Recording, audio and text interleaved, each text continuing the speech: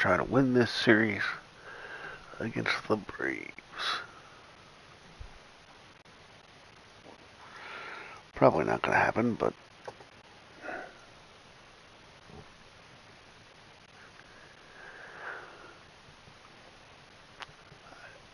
I'd be shook it.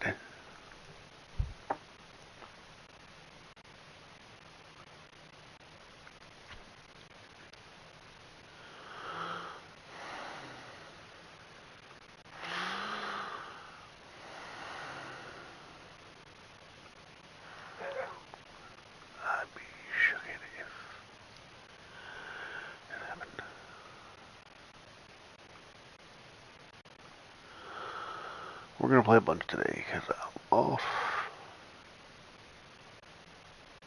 Don't have my phone. So.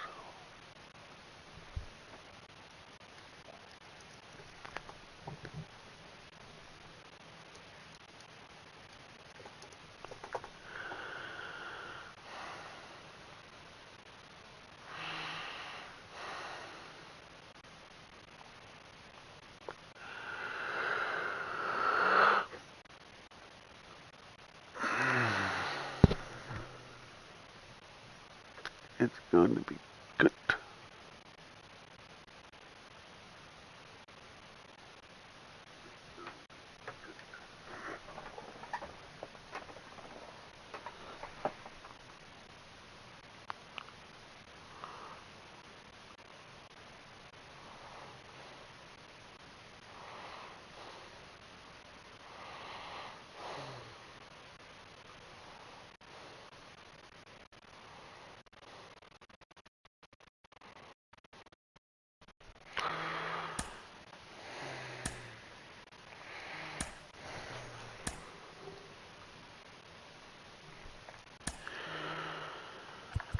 Let's go partly cloudy.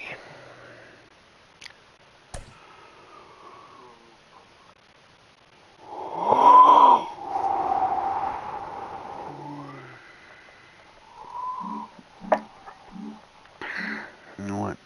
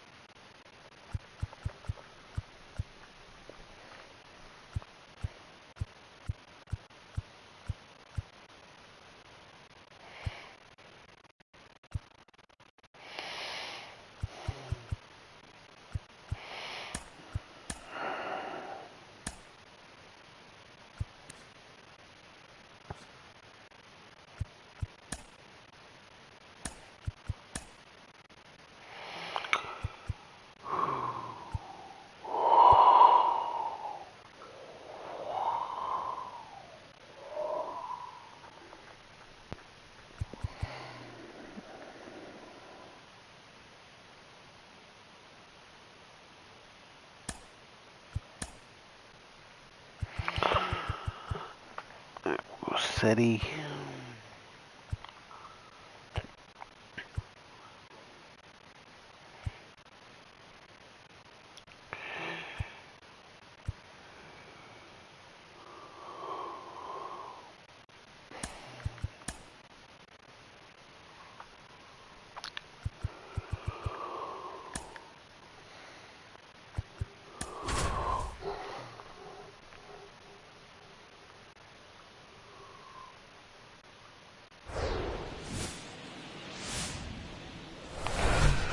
Hello, baseball fans, and welcome. Interleague Baseball on MLB The Show.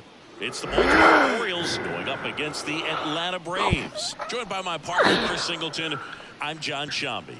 And we got a rubber match on our hands today, partner. Yeah, the final game of a 3-game set. They've split the first 2, and regardless of how important a series is within the larger picture of the season, it's a game you want to get up for. Every series win feels good, so we should see a fun matchup in this one. All right, we'll be back to get this one started after this. Just about ready to roll here. And now here's the starter for Atlanta, Spencer Strider. Well, he got into the 8th inning his last time out, really pitching deep into games as of late. We'll see today how many innings he's got in him. And into the box for Baltimore, Cedric Mullins. Cedric Mullins.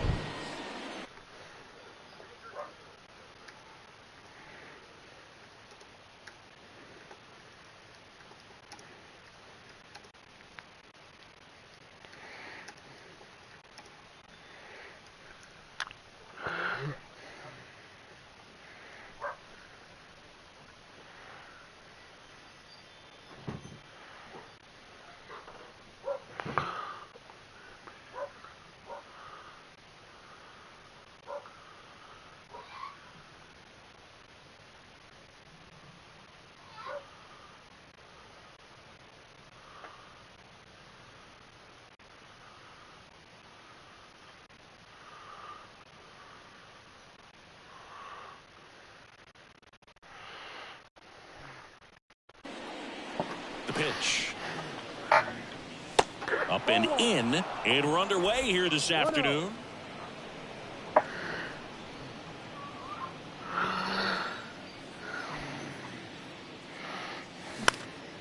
Next offering is fouled back.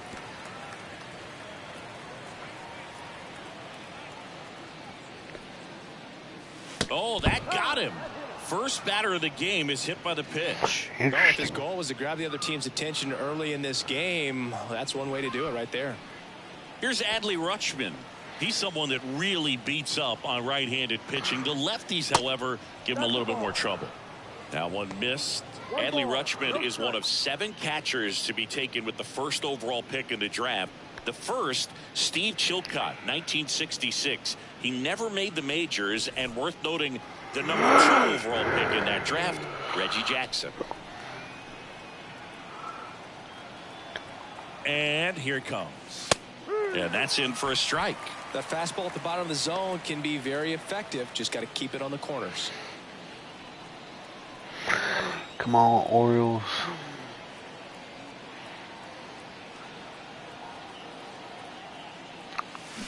Swings and misses. And the count 1-2.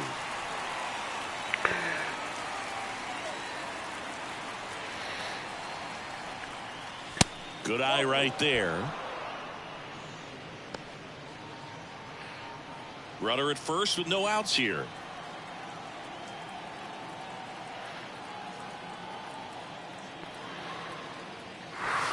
Next offering is downstairs. So here we go. Base runner at first, could be running on the pitch. He's got good enough speed to steal the bag to get in scoring. Runner on the go.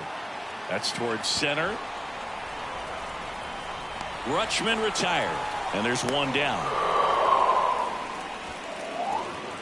Batting third. All right, let's take a look at the Orioles lineup now.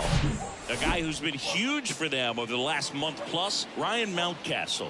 Yeah, definitely someone I always enjoy, when I get a chance to watch him, whether he's hitting a game or even taking swings during batting practice. Man, this guy's always so focused on what he's doing on that task at hand. He's got so much attention to detail that when he steps in the box, his success rate is really high. I mean, that's perfect location right on the black. I mean, over and over again, this guy demonstrates the ability to hit those spots. They're so tough to do anything with as a hitter. And the pitch. Swings through that one for strike 2. Man, he really sells the changeup with that arm action. The next offering misses, and it's 1-2.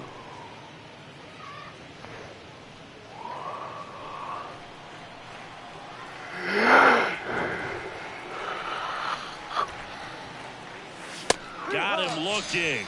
Damn, I And thought that there's was 2 on the away. inside. Well, just a beautiful fastball on the inside corner for that backwards K right there. I think the hitter saw it all the way coming from that opposite arm angle, so I got to think he was looking away and just got locked up by the hard stuff boring in on his hands.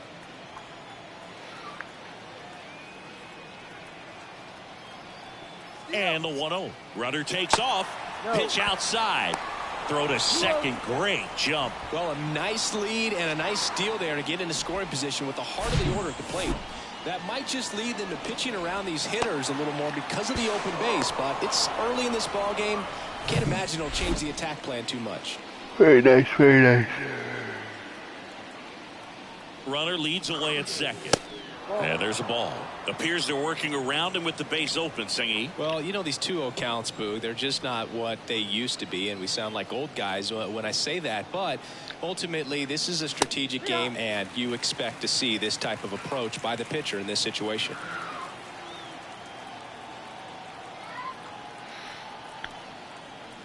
The pitch. Not the best swing that time from the first round pick.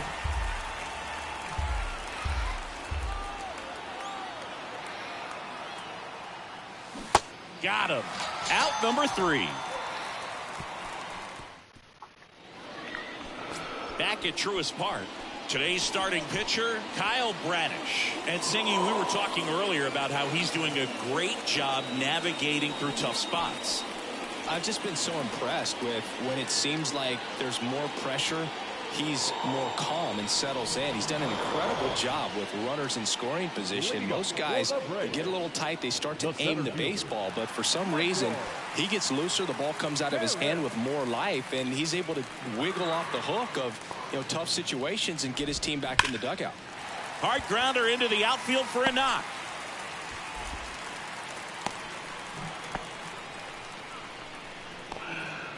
Batting second, the designated. And now the DH, Vaughn Grissom. That one's in there, 0-1. And there he goes. There's a ball, and the throw gets away. Well, with that kind of elite arm he has behind the plate, man, it's a pretty big deal when you can swipe a bag against this dude.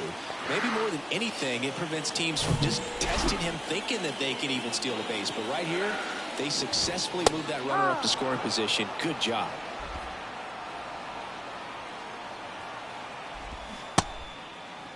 Started after the 1-2 pitch. Appeal to first. Did not go. Kicks and deals. And that just misses. If you're going to be a championship type of ball club, you've got to hit with runners in scoring position. And after last night's struggles, I'm sure these guys are chomping at the bit to have this kind of opportunity here early in this game. Now, a great back and forth in that at bat. He had to lay off some really close pitches, and somehow Bogey found a way to keep the bat on his shoulder right there. I'll tell you right now, I couldn't have done it. 0-1 now. Bottom of the zone and a called strike.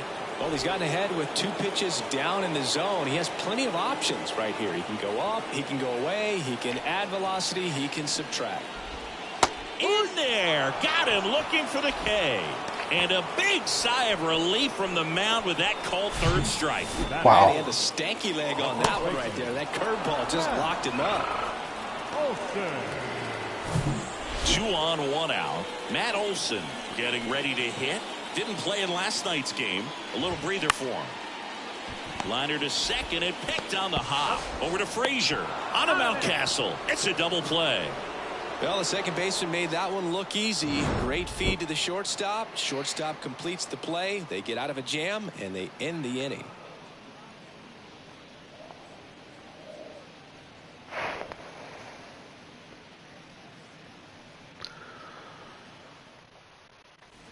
Welcome back. New inning getting started. And into the box for Baltimore, Gunnar Henderson.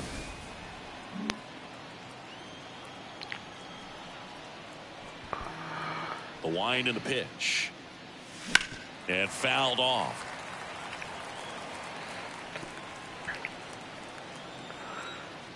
The wind of the pitch.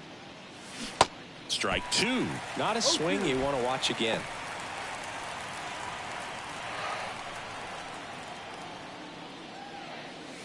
That one misses. Ball 1. The wind to kick the pitch. And a foul ball. He stays alive.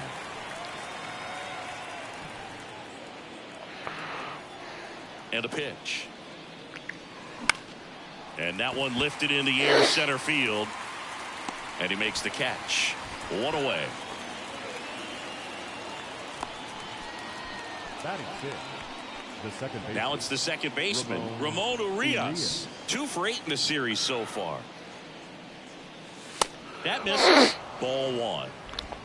No score here in the second. And a swing and a miss.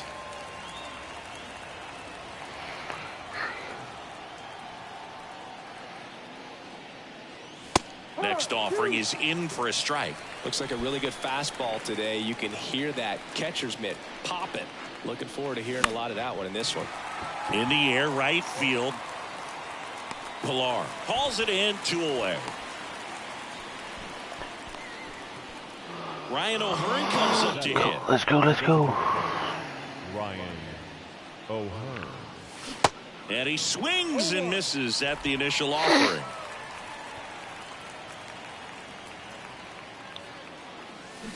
Swing and a miss. 2 pretty nasty sliders to get this hitter in an 0-2 count.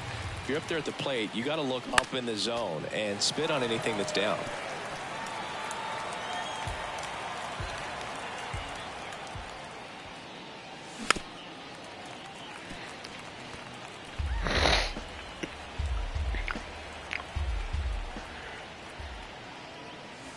Way inside, gets out of the way.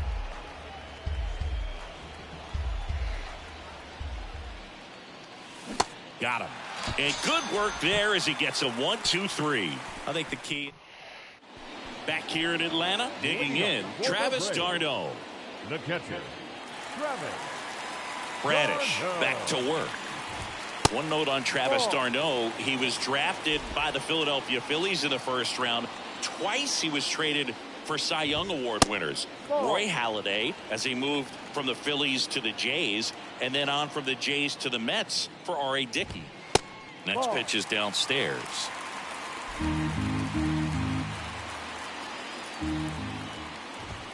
There's a strike.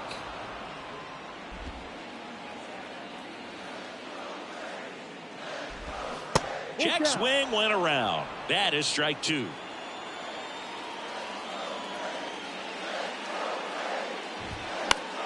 That one out to right.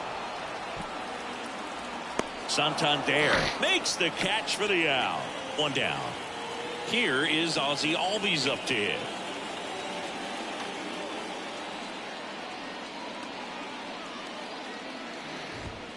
In there for strike 1. Looks like he sacrificed a pitch right down the middle for tracking and timing. Some good hitters will do that. Next offering is in for a strike.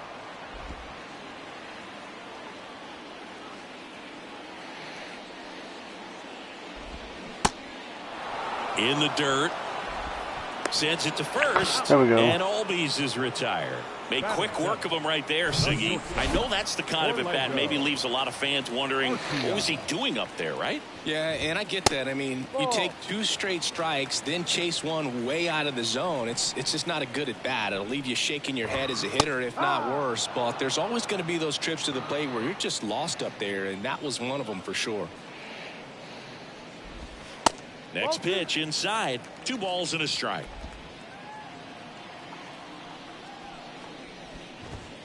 And that's down and away. And the right-hander's 3-1. And that one fouled off. And the pitch.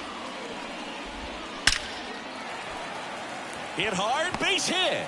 And that keeps the inning going.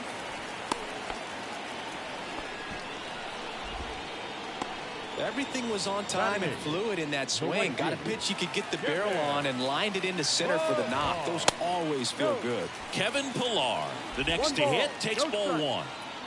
Arcia off of first with 2 away. Right side. Santander. I don't need to be overly careful. And that ends the inning. Braves strand 1. We'll move to the 3rd with no score. And welcome back. Top half of the third inning. And into the box for Baltimore, Austin Hayes. Hayes measures 6 feet even in the 8th spot in today's lineup. And he was a third-round pick back in 2016. Albies over to first in time. 1 up, 1 down.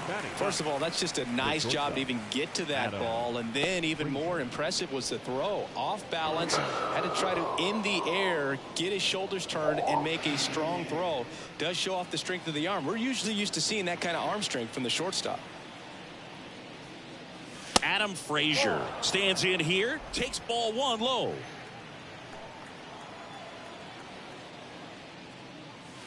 And now 2-0. Well, he's so great about hitting the ball the other way. He gets those arms extended. So right there, just trying to straighten him up a little bit so he doesn't have as much outside plate coverage.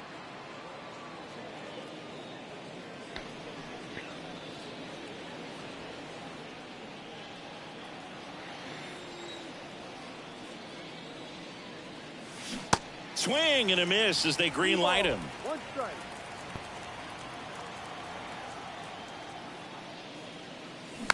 Ground ball to the right side and foul ball. And the righty deals. Fouled off again, and it remains 3-2. And a pitch. And that's ball 4. Well, they opted to go with the off-speed stuff on that 3-2 with the bases empty. Nice pitch. So next to hit for Baltimore, Cedric Mullins. Hit by a pitch leading off the ball game. Where's that? I need him to bless me.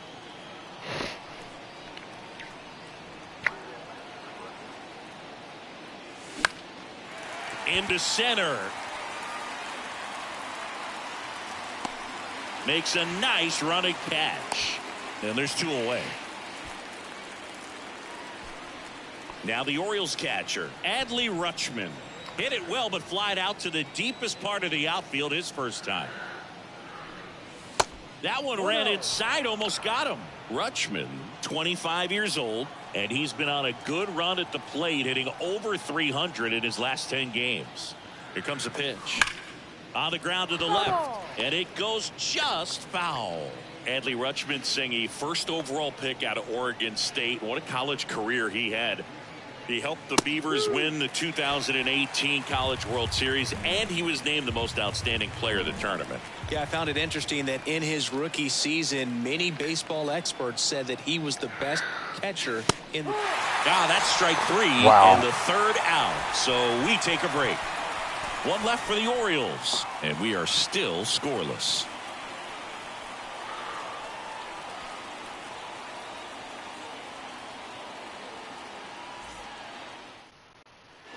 Set for the bottom of the 3rd. Here's the 3rd baseman, Eli White.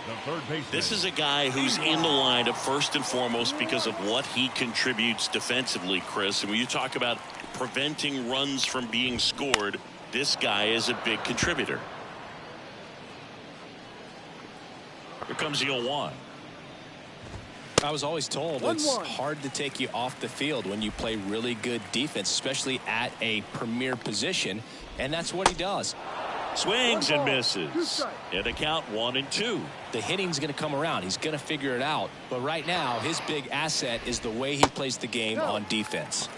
The next pitch misses. The count now 2-2.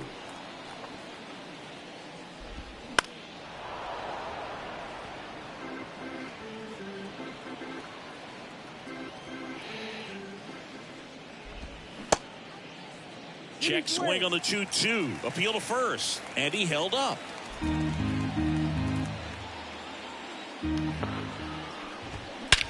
Swung on, belted.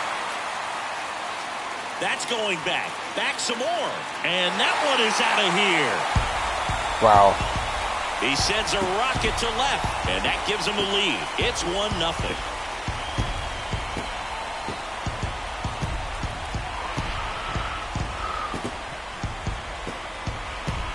Okay.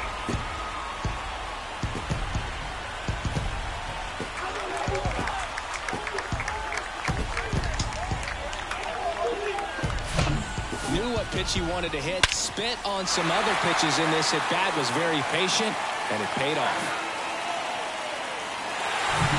And here is Michael Harris. And there's a foul ball. Oh, you just got to delete it. You give up that leadoff home run. Go back to work. Focus on this next batter. And it's 1-1. The real threats are coming up. Already given up a home run in this inning. He's going to really have to bear down. The 1-2. Yeah, the 1-2 misses to even the count. 2-2. Good eye right there. Full count. That one is absolutely belted. That's back there and gone. This place is absolutely loving it. His first homer of the year. It's 2-0.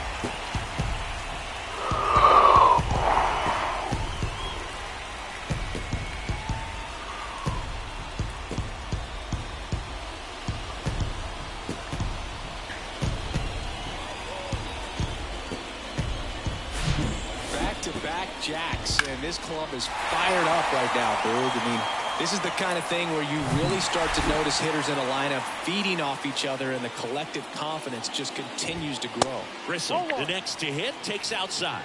Worked a walk in his first trip to the plate. Swing and a ball popped up. That gets down for a hit.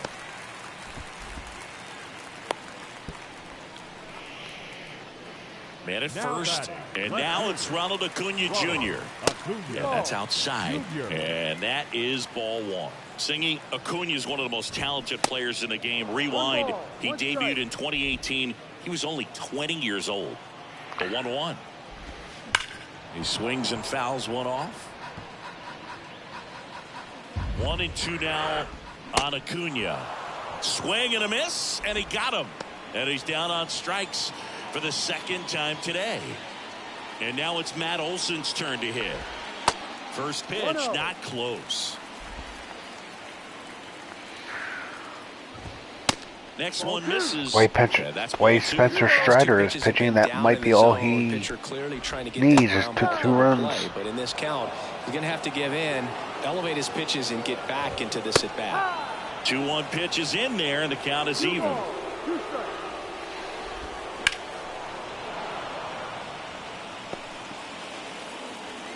Left-hand hitter waits.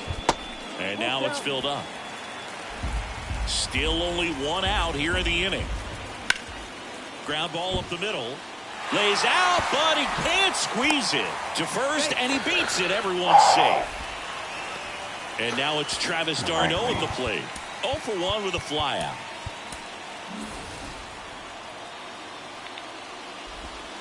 First pitch doesn't find the zone. And another ball. Tough spot right here. A couple runners on. 2-ball count. You can't nibble, but you have to execute and finish your pitch. If you leave something out over the plate, it's going to bring in some runs. Downstairs, and it misses. Ball 4. One down. Ozzie Albies will hit next. First offering, and it just misses. The last thing he wants is to hit the ball on the ground, but I wouldn't expect many pitches up in the zone. Don't be pitching for a double play in this spot. Grissom on third. Olson over at second. d'Arnaud over at first, so 1 away. On the ground right side. Nice stop. And that's a great play for the out. He pulls into second as a run scores. Look at the big guy getting down and dirty, robbing what probably would have been a double if it gets by him. You'd love to see that because most times it's the shortstop or second baseman, but he wants to get in the mix a little bit as well. That one fouled off. Pretty good pitch there to take a rip at. He wants to get his arms extended. He likes the ball away from him a little bit, just not able to square it up. 2 outs, 2 in scoring position. Cuts and misses. It's a strikeout. But the long ball was working. Start of the 4th. And now the right fielder, Anthony Santander. Anthony Santander. The wind of the pitch. Well, after putting up a nice inning on offense, got some runs across, this is where you look for the starter to go out there, have a shutdown inning. Don't give that other team any hope. You just hope that he can get through this inning, get the bats back up there while they're hot. The 0-2. Cut on and miss. Struck him out. Now one away. Oh, really went aggressive in with that slider. Good two-strike pitch right there. At worst case scenario, it's weak contact in play. Exactly where he and the catcher wanted it. Mountcastle swings through that one as he comes to the plate for the second time today. On the ground to third. Zips it across. 2 quick outs here in the top of the 4th. Well, he's doing a nice job of keeping the ball out of the air. Lets the defense work behind him with another ground ball. Good execution. Henderson now in the box. Comes up empty with a swing there. That misses the zone. 1-1. Left-hand batter waits. And that one wrapped foul. Right-hander kicks, deals. Upstairs. The Orioles still looking for their first hit in this one. Next offering is down low. And now it's 3-2. And he walked him. Boog, do you think you could draw a walk in the bigs if we gave you enough at bats? Oh, that's a good question. I think that if they gave the pitcher a false scouting report on me, yes, I think I could draw a walk. 2 outs, runner at first. And next for the Orioles, Ramon Urias. Now one missed. Well, if he's going to steal second, you want him to go early in the count. That way he's not a distraction to the hitter at the plate. Go ahead and get it out of the way so the hitter can focus on the pitch.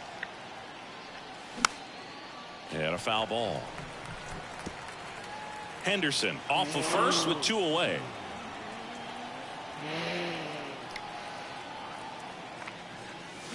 Swing and a miss. 1-2. Now there's a certain point where you have to commit to what you think you see, and he guessed wrong right there. Nasty slider with just terrific bite at the end. The 1-2. That one drifts inside. Strider over to first. Henderson back easily.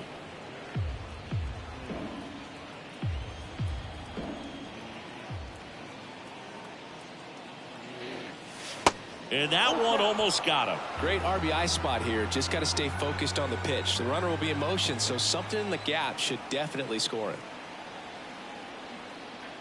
The 3-2 is off the outside edge, and that is ball 4. Not what he wanted to do there, Boog. That keeps this inning alive and gives this offense a good chance to cut into their deficit. O'Hearn stands in now and watches strike 1.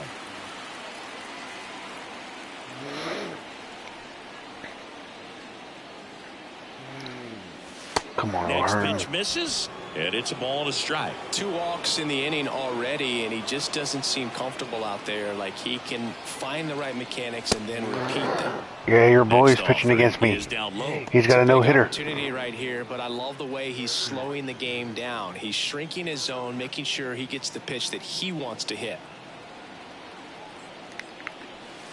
And it's even up. 2 balls, 2 strikes.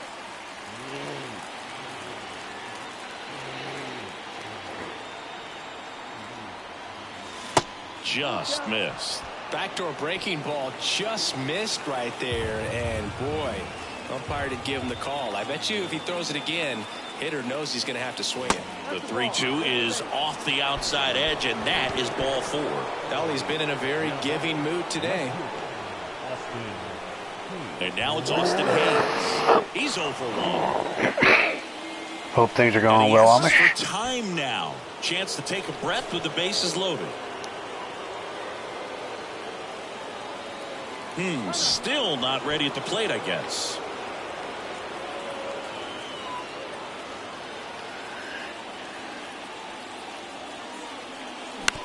Swing and a ground ball out to short. Over to Albies, and that is that. They leave them loaded. We're midway in the 4th. It's the Braves 3 and the Orioles nothing. Back at Truist Park, here's Leading up Kevin for the Pillar. Braves, the right fielder, Kevin Pillar. The right-hander back to work. There's a strike. You know, these Braves doing a great job, Boog, of just waiting for the right pitch to come their way, and I'm seeing very patient at-bats out of them. It's not just the 3 runs they've already scored. But I am, on top in of general, that, doing they better forced this offensively. starter to throw more pitches than he wanted to at this point of the game. Next offering in the dirt. 1-2 to count. And that pitch count is impactful because if they can keep making him work hard out there, it may force the bullpen to get involved a little sooner rather than later. Now the third baseman, Eli White. Good eye right there.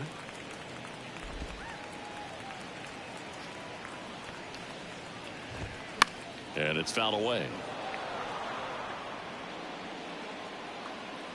Here's a 1-1. Swing and a ground ball up the middle. That's a base hit.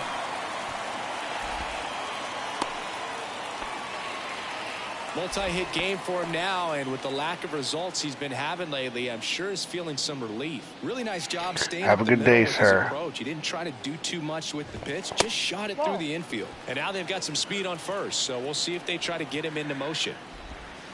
And may the fourth be with you. And that's ball 2. Good speed on the base pass. He handles the bat very well. I wouldn't be surprised if the skipper puts on some type of hit and run or a run and hit. Next offering misses, and that's ball 3. And there's ball 4. Vaughn Grissom digs in now. So a new arm out of the bullpen for the Orioles, Keegan Aiken. He last pitched 2 days ago. He was late there, strike 1. Not the easiest thing when you're talking about a guy that's, perhaps who's going to be in the rotation, but maybe a long relief guy, to not start an inning, to come into an inning with pressure on it and try to get yourself comfortable.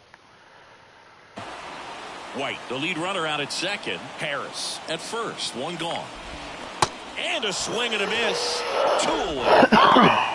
Man, that slider bearing in on your hands like that, it's just so tough to fight off. It's kind of like a cutter. It just can eat you up, saw you off. Tell you what, hitters have nightmares about that pitch. Perfectly executed out there on the mound. And a foul ball.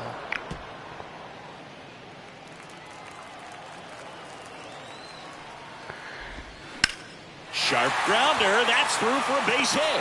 White around third. He'll score easily. And it's 4-0.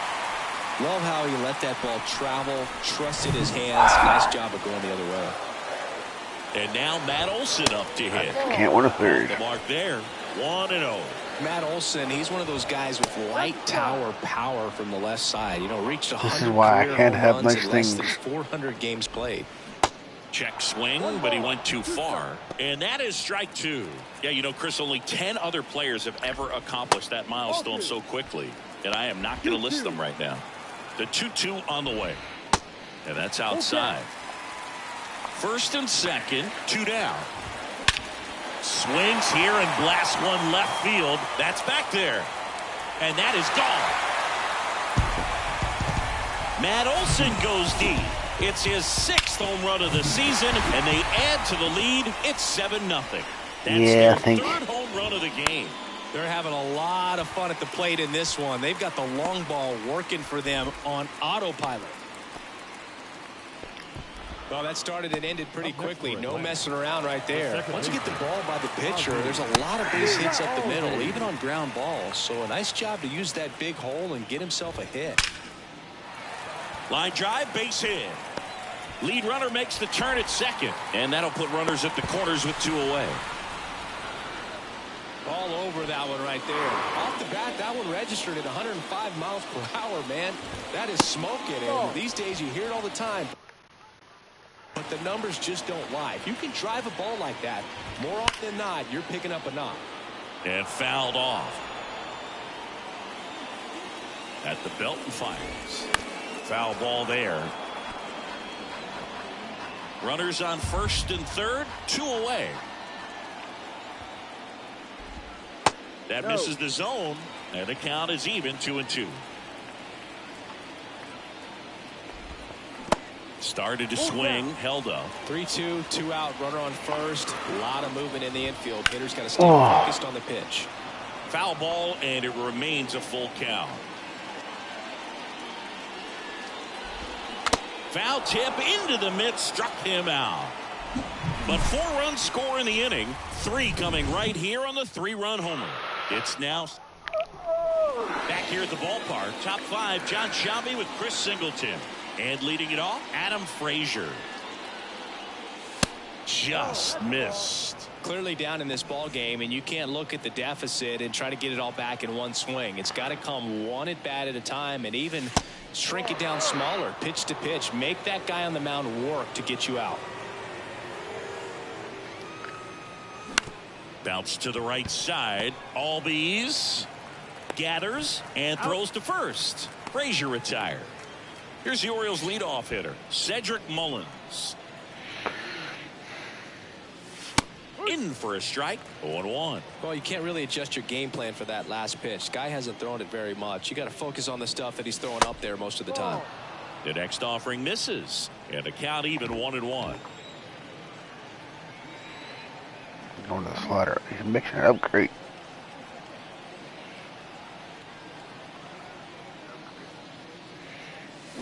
Swing and a miss, and that's strike 2. The Orioles yet to pick up a hit here.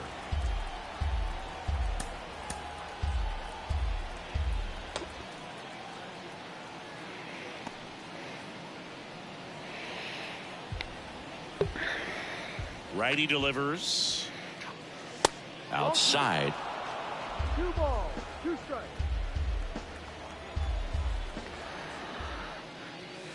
And that misses off the outside edge. Full count.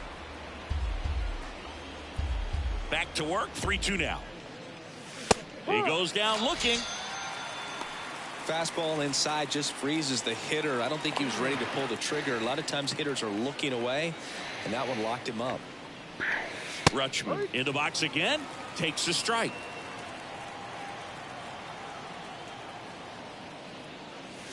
Pitch misses there, and that's ball 1. 1-1.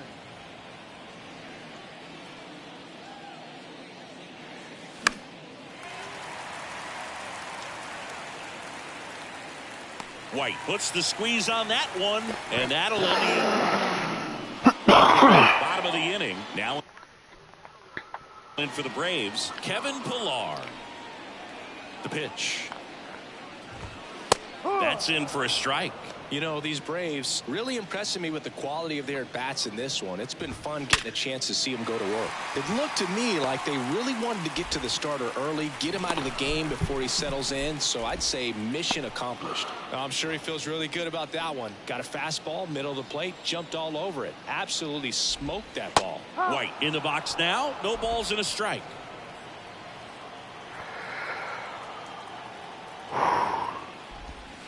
And ball 1. Here's a 1-1. Fought off foul.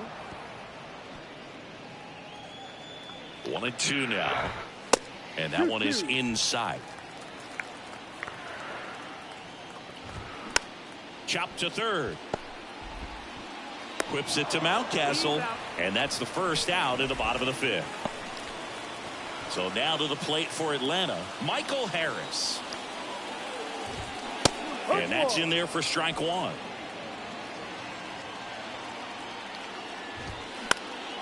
Swing and a pop-up in foul ground. And he can't quite get there. It's a foul ball. Next one misses. Now 1-2. Tried to check his swing there. Appeal to third. Didn't go. And down on strikes he goes. 2 down.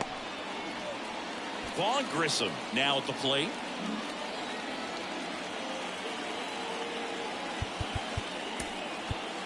A new pitcher in the game, Austin Vogt.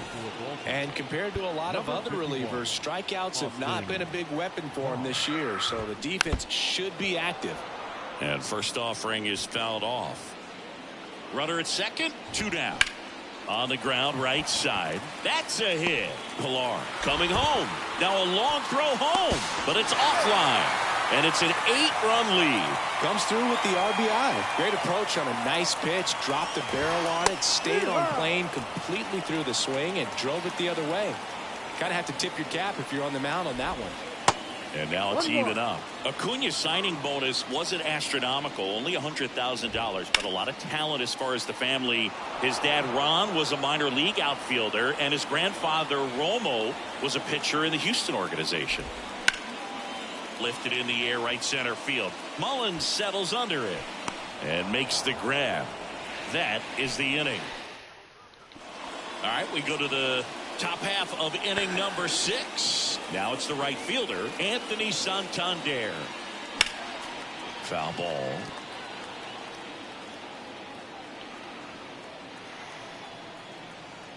The pitch.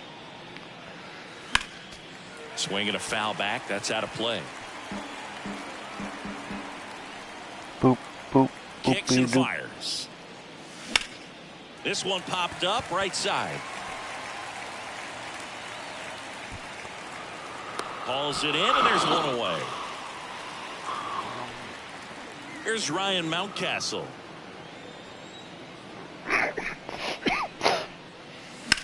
And that one ripped into right. Automatic double now as it hops the wall and foul ground. Man at second with one away. And into the box for Baltimore, Gunnar Henderson. First pitch just misses.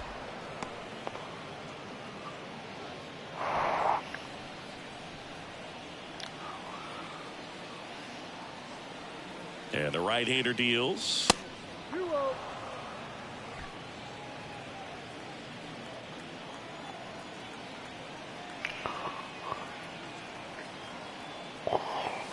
There's a strike. And it really looks like these hitters have been in between with their timing today. Good fastball, excellent slider, but they've not been able to commit to one velocity and stay there. Swing and a high fly ball, pretty well struck right field. That ball's carrying. Yes. And that one's gone. Wave it. Bye-bye. The second of the year, and they add a pair. It's 8-2.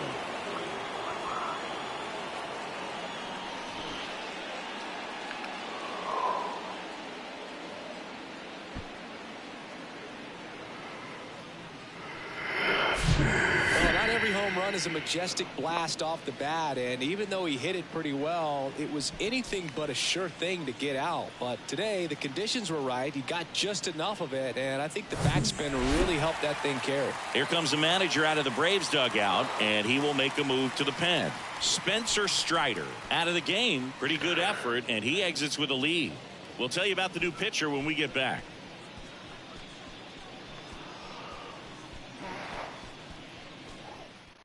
They hand the ball over to a new arm, Ian Anderson. And as relievers go, he's not a big strikeout guy. He tries to force weak contact, so command and execution are huge for him. So digging in, Ramon Urias. That one ripped left field. Gone. Back to back. Wave it. Leaves the yard to left, and they're chipping away. It's 8-3.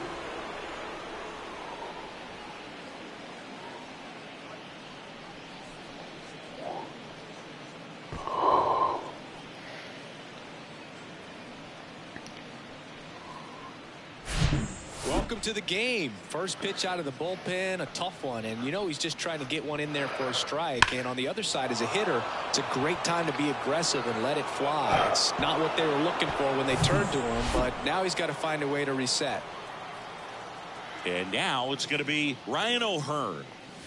First pitch, and he just misses. I always remember watching Johan Santana pitch, and when he was in his prime, you would see a lot of guys out in front, right-handers pulling that change up in the stands and then fouling the fastball the opposite field up into the stands. Next offering is downstairs. Just could not get in sync and even guess right. When you talk about guessing in the game, it's really anticipation and sort of going with what the highest probability pitch, velocity, location at that point of the at-bat is. On the ground, all these. Throws to first. He's out. Fine play in the hole for the out. Austin Hayes, the next to hit.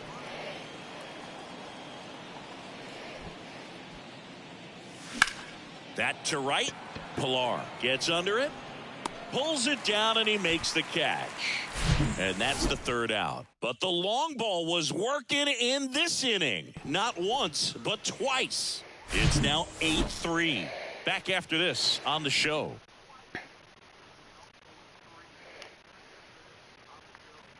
And welcome back. Well, we go bottom six. Matt Olson up to the plate. The first baseman. With this kind of lead, he can swing freely. Try to hit the ball out of the park. Do what he loves to do. Yeah, the right-hander back to work. That's down Ball and in. One ball, no strikes.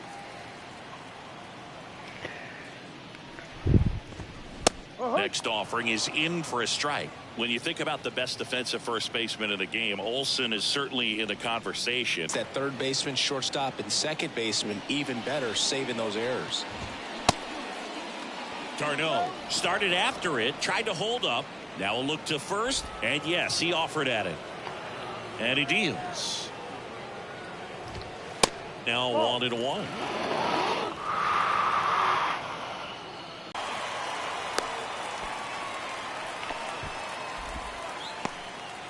Ozzie Albies up to the plate. Really nice swing in his last at bat. Shot a line drive into center field. And the first offering is not close. Albies measures 5 feet 8 inches, 26 years old, and he's a former Silver Slugger recipient in the National League. The 2-0 is in for a strike. Runner takes off. Right side, hard hit.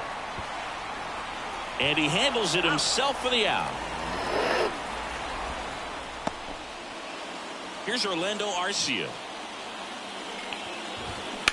And first offering is fouled off. Tarno on at second with 2 down. On the ground, right. 1 left for Atlanta, but they lead at 8-3. Let's go, let's go. We go to the top of the 7th, and now Adam Frazier. Anderson back to work. Liner, and that should be extra bases. Now he'll turn for second. And he's got a leadoff double. Couldn't have timed it up any better than that. First pitch fastball in a great spot to do some damage, and he squared it up nicely.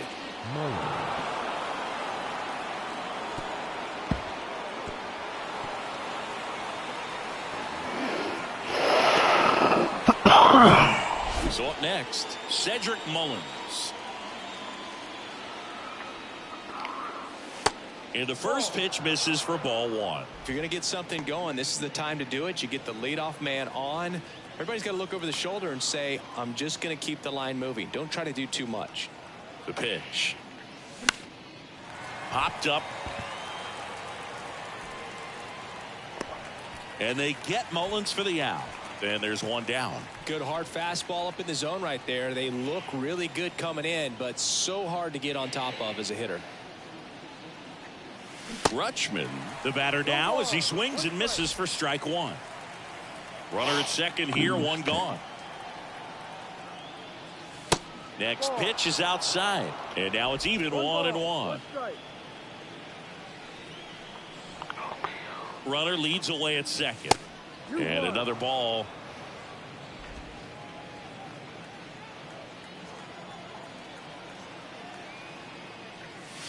Next pitch is outside. First pitch strike from the pitcher, but then no panic at all by the hitter. Very patient.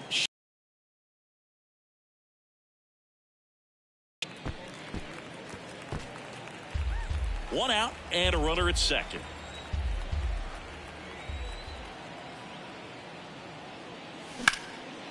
Now a fly ball to right center.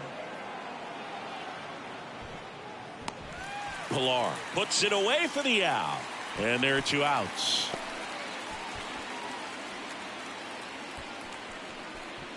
Anthony Santander at the plate.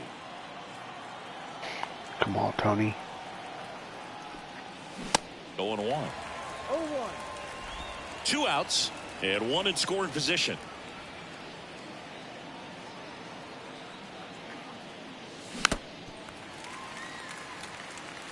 Well, this is a good time to step out of the box, take a deep breath, reset. A couple of change-ups. Probably won't see another one here. Next offering is fouled back.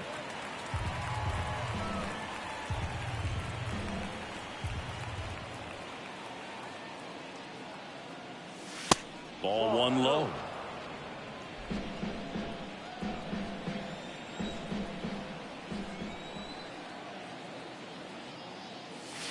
And that one missing low. Great job of laying off those pitches down in the zone to even the count up at 2-2. Such a better feeling for the hitter.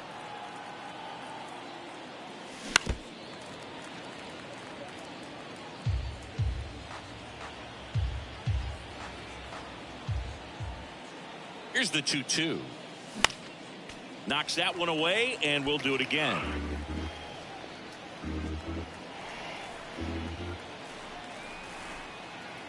Two now.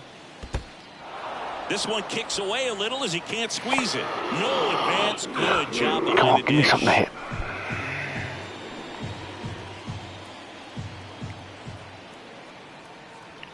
Man at second. The right-hander gives up the 2-out walk. Well, a breaking ball in that 3-2 count kind of tells you that that's the pitch he has the most confidence in right now. Just couldn't find the strike zone. Mountcastle at the plate with 2 away, swings through that one.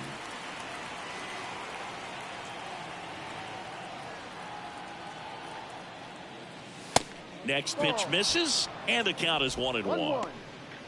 Frazier at second, Santander at first, 2 out of the inning. And 1-2.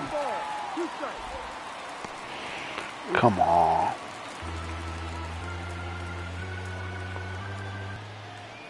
The best teams in basketball. In the dirt. Count moves to 2-2 as the runners hold.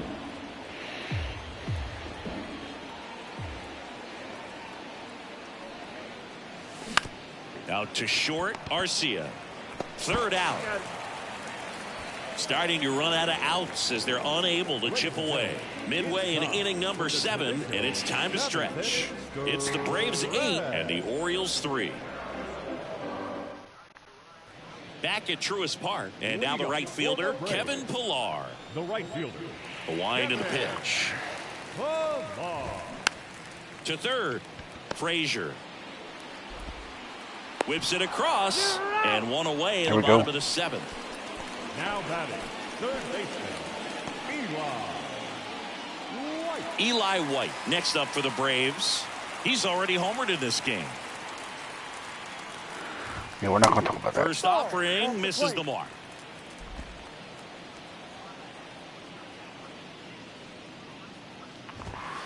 And that's in for a strike. 1 ball, 1 strike.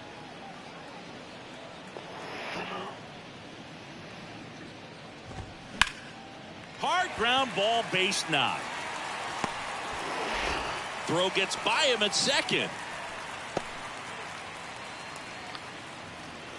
Eli White is killing me this center game. Fielder, Michael Harris.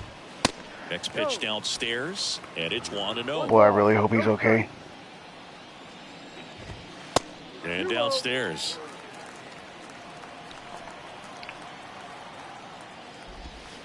Misses with the 2-0, and he's fired 3 straight outside the strike zone. And here it comes. 3-1, and he couldn't come up with it. Second walk of the game for him, and he's been really patient at the plate. The game plan that he's sticking to, he's just not going outside of what he's looking for up there.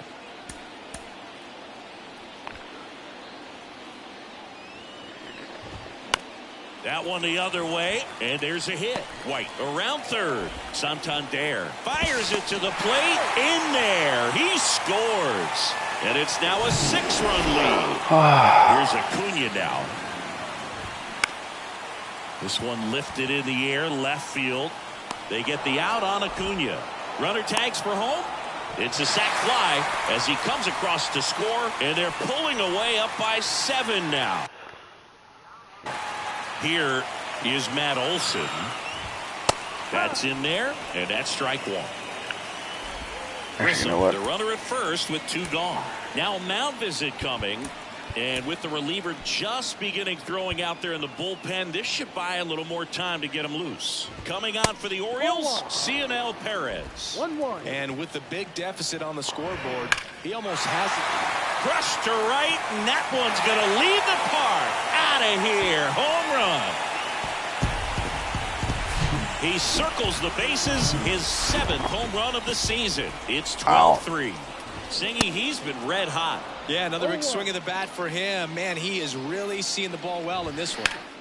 Fly ball down the line. Hayes makes the catch, and that'll do it. Back here in Atlanta, ready to begin the 8th, and into the box for Baltimore, Gunnar Henderson. The pitch. Line drive. This looks like extra bases. And that rolls into the corner. Takes the turn. He's digging for second. Throw is high and over his head. And he'll pull into second safely. Anytime you rip a line drive the other way, you feel really good about what you did at the plate. You trusted your hands, you let the ball travel, and you took the barrel straight to it. That's great work right there. Urias, the next to hit, takes ball 1. He's already homered here in this one.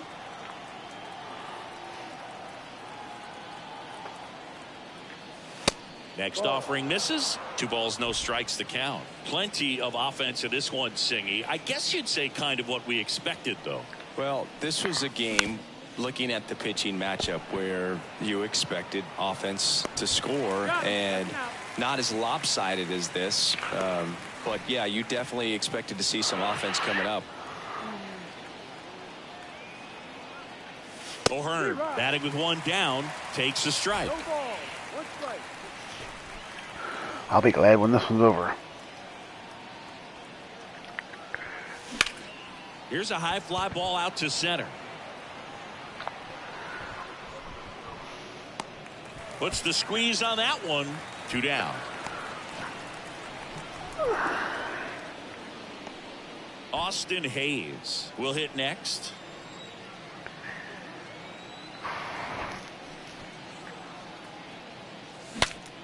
Breaks his bat and pops it up to first. That's the 3rd out. On to the bottom of the 8th. Here's the second baseman, Ozzie Albies, and that is in for a strike. Strike 1.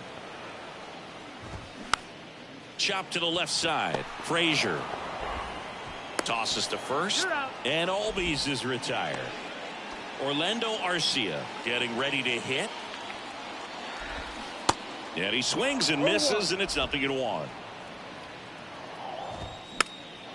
And that one fouled off.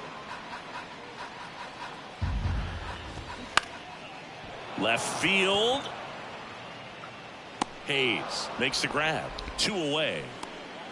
2 outs, base is empty. Kevin Pillar next up for the Braves. In there, and it's 0-1. Called strike right there. Well, 2 outs and a chance to put up a 0 on the scoreboard here, and that's not something that's come easy for this staff in this one. Here's a 1-2. Goes down looking. And the Braves go down the flag. They lead it big, though. It's 12-3. Back here at the ballpark, we go to the 9th. Here's Adam Frazier. The line to kick the pitch. On the ground to third. Fires across the diamond. Frazier retired. So back to the top of the Orioles lineup. So next to hit for Baltimore, Cedric Mullins. And first offering is fouled My bullpen off. did so good for me. 1 down, base is empty. Little chopper rolls foul. The 0-2. 1-2.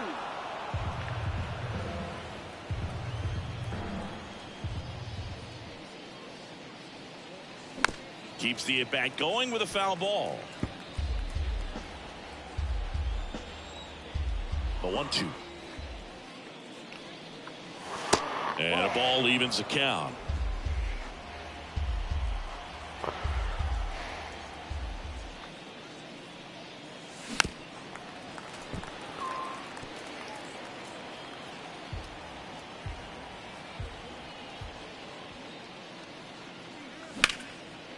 Swing and a ball lifted left field. And Acuna able to make the grab. And they get Mullins for the out. 2 down. Now the Orioles catcher, Adley Rutschman. Late on that fastball. He can live up in the zone all game if guys will chase it. That's just too much velocity. Hitter's got to look down in the zone. Next offering is in the dirt. Right-handed reliever. And a foul ball.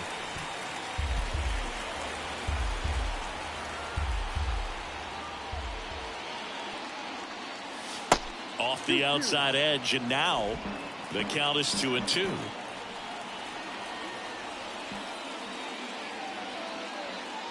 Pitch misses. 3-2 now.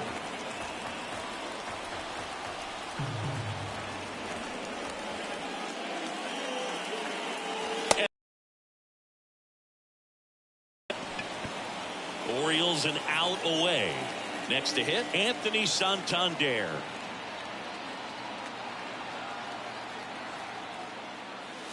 And there's a ball. Rutschman off of first with 2 away.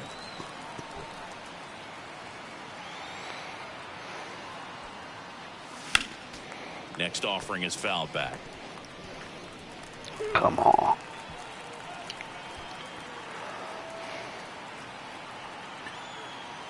The pitch. Swings through the fastball up in the zone. A 1-2 count. All he's seen is fastballs. You've got to expect something off speed. Stay back. Next pitch is popped up. He's got it. Ball game. And the Braves slug their way to a win in this one. The ball for his first career save deserves to be on display at his house. I mean, it's kind of like when a restaurant frames its first dollar bill somewhere on a wall. You just can't forget your first save. And your final, 12-3 for Chris Singleton Radish and gave our up entire 5. crew here at MLB The Show. Thanks for stopping by. I'm John Shambi. Talk to you soon.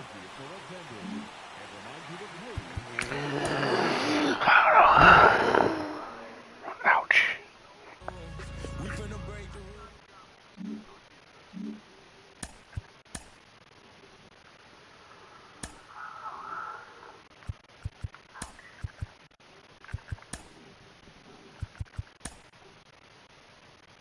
It's Monday morning and welcome to Inside the Show. Looking first at the American League East, Matt Olson had a great day driving in 5 on 3 hits as the Braves took down the Orioles 12-3.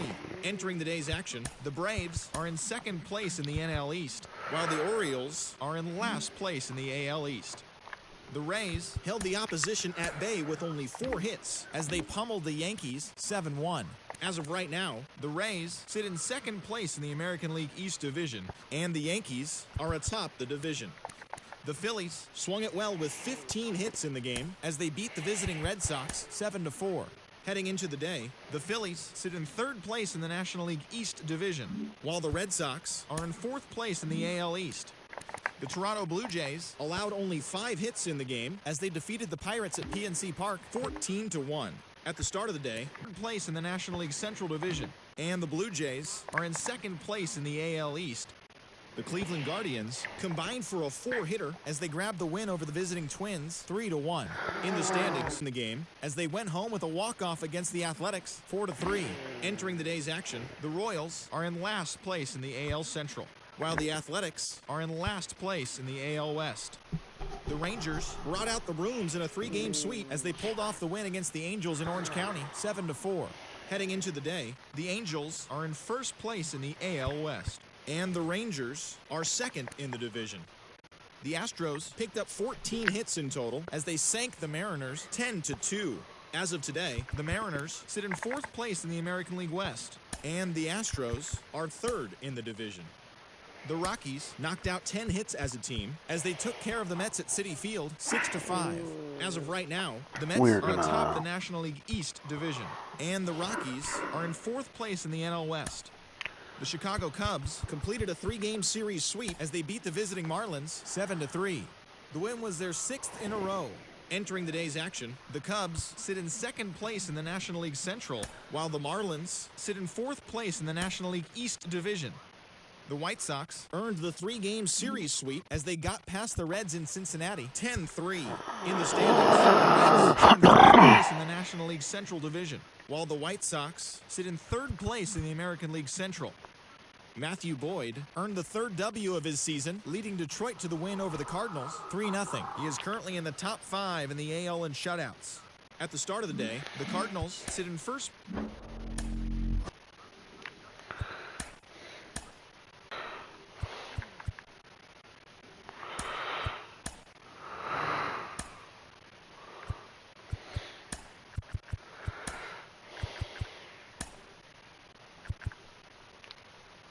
Beginning of the work week, and welcome to Inside the Show. Starting in the AL East, Matt Olson launched 2 home runs and added 5 RBIs to his total as the Braves took down the Orioles 12-3. As of today, the Braves sit in 2nd place in the National League East division, and the Orioles sit in last place in the American League East division. The Tampa Bay Rays combined to allow only 4 hits as they defeated the visiting Yankees 7-1. As of right now, the Rays sit in 2nd place in the American League East division, while the Yankees are atop the division. The Philadelphia Phillies smacked 15 team hits as they beat the visiting Red Sox 7-4. Heading into the day, the Phillies are in 3rd place in the NL East, and the Red Sox sit in 4th place in the American League East division. The Blue Jays combined to give up just 5 hits as they plundered the Pirates 14-1. In the standings, the Pirates are in 3rd place in the NL Central, while the Blue Jays are in 2nd place in the AL East. The Guardians held the opposition at bay with only 4 hits as they grabbed the win over the visiting Twins 3-1. Entering the day's action, the Guardians are sitting atop the AL Central, and the Twins are 2nd in the division. The Kansas City Royals totaled 13 hits as a team as they took an extra innings victory over the Athletics 4-3. As of today, the Royals sit in last place in the American League Central Division, and the Athletics sit in last place in the American League West Division. The Texas Rangers finished off a 3-game sweep as they pulled off the win against the Angels in Orange County 7. As of right now, the Angels are atop the American League West.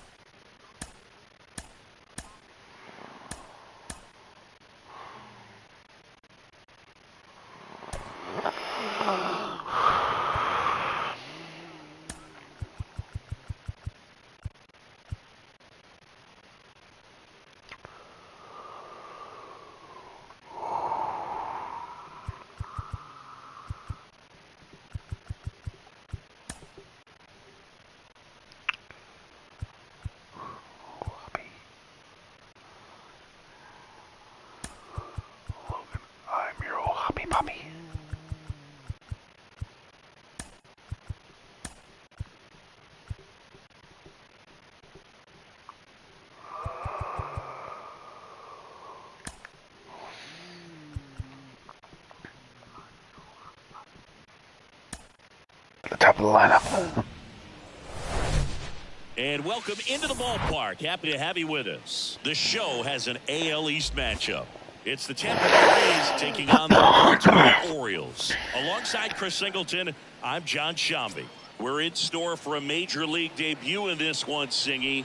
It remains to be seen what kind of career he'll have, but here's step 1, and there's a lot of hope and optimism around him.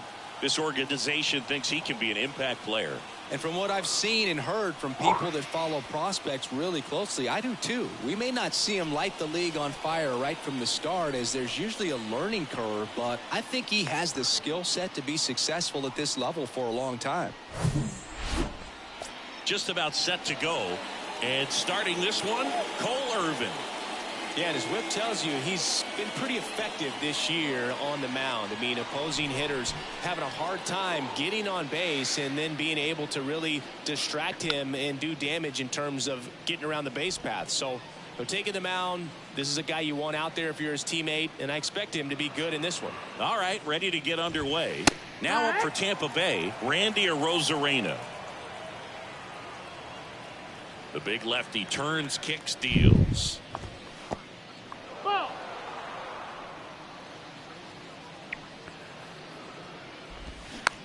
Tap softly third base side, a swinging bunt. Henderson over to first in time. They get the out on Arozarena. All right, let's take a look at the Rays lineup. One guy swinging a hot bat recently, Manuel Margot. He's been a solid force for his Manuel team right Margot. now. Kind of a fire starter when you consider an on-base percentage over 400 over the last 10 games. That's solid, consistent work. He's making things happen for this offense right now. Here's Manuel Margot.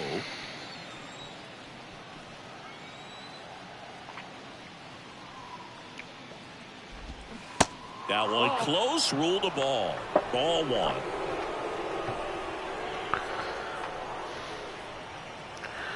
Give me 1 second.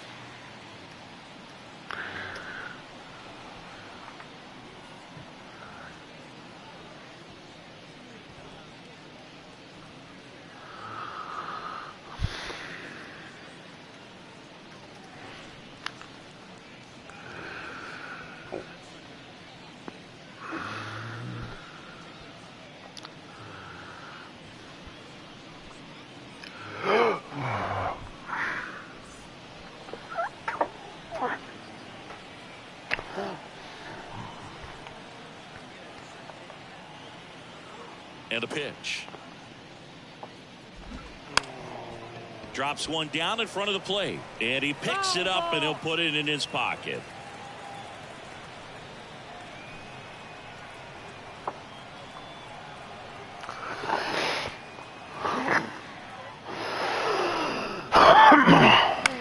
And he hits a ground ball right side.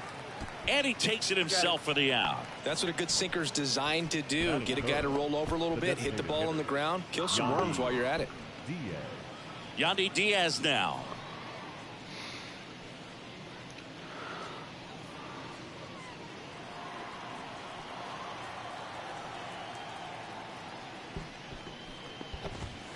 First pitch, and that's in for a strike.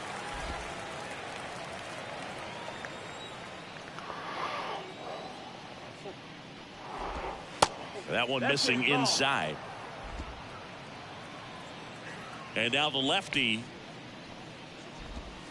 And that's outside. 2-1.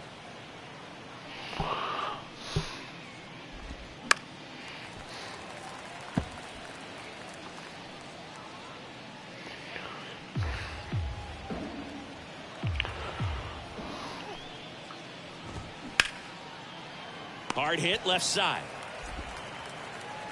And it's going to wind up out of play. We all know that that first inning can be a critical one in terms of guys settling in and the tone being set for the game. So this isn't what you're looking for on defense. 2-out errors are a lot like 2-out walks. But Really? maybe even worse, because your pitcher did his job to get what should have been the last out of that inning. That hits the dirt, and that's ball one.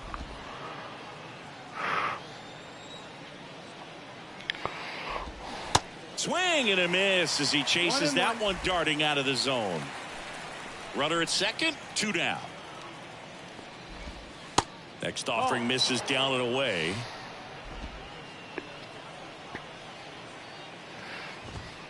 Good eye right there. 3-1. Man on second, 2 down. So now 2 on and 2 outs. I don't think he really wanted to pitch to him right there anyhow. So 2 on with 2 away. Now batting Wander Franco. And a good eye there. And a strike. 2 on, 2 outs. Bounced, and that got the pitcher to first, and he beats it. Everyone's safe. Real. Isaac Paredes now had the day off yesterday. First offering, and it just misses. They say it went. Well, with this many pitches thrown here in this first inning, I mean, you're giving the other team a really good look. He's going to have to find a way to get some weak contact, maybe a swing and miss, get into that dugout and hit the reset button. Check swing, went around. It's a ball and 2 strikes.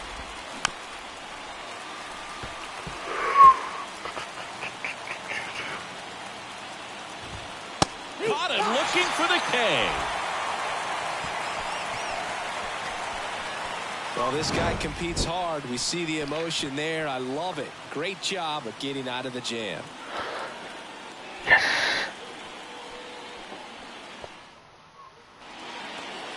Back now at Oriole Park. Getting the nod in this one, Shane McClanahan. Chris, what are you looking for from him? Well, he's been a very dependable starter for his club, and what stands out for me is that left-handed hitters have really struggled batting below 200 against him, and it just tells me they have a hard time tracking the baseball. Maybe it's the release point, maybe it's the motion, but just some way, somehow, they've got to figure out a way to pick it up and try to have some success from the left side. Next offer is in for a strike.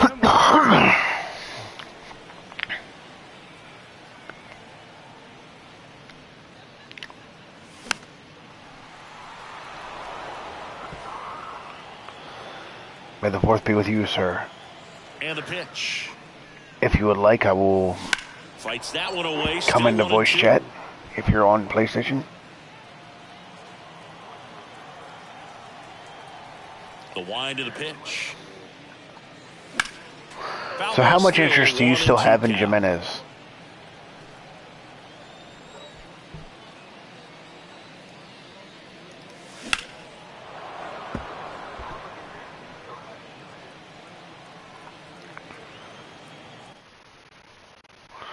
Oops.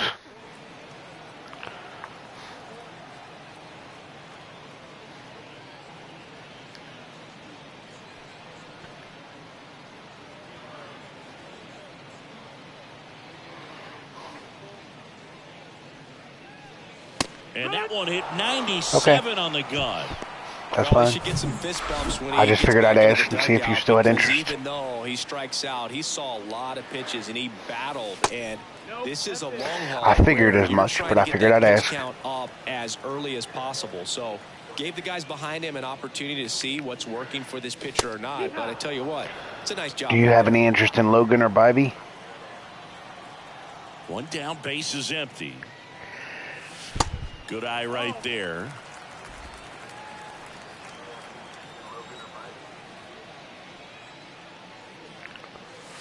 Good eye in that spot.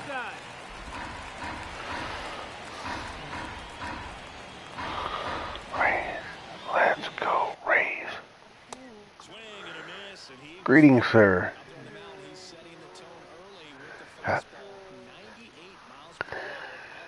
Yes. and he walked him. You're giving me fits this week in fantasy. Here's Ryan Mountcastle in there for strike one. McClanahan. Have they already released lineups? He features a four-seam fastball, a changeup, a curve, and he works in a slider.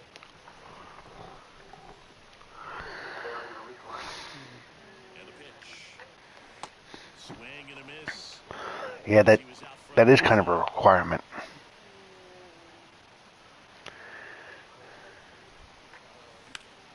And that one is lifted in the air. High bounce takes it over the fence for an automatic double. Off the bat, I thought they were going to score their first run of the game, and that feels like a tough break. I don't know. I picked up Vargas, so I'm gonna bench Jimenez for a while and see if he actually turns it around. Another base hit right here. Yeah. And a swing and a miss there. Thor's got some good opposite field power. What I like about something being hit The Dodgers into the outfield. infielder. Base runner at second has a Line to left, and that's just foul.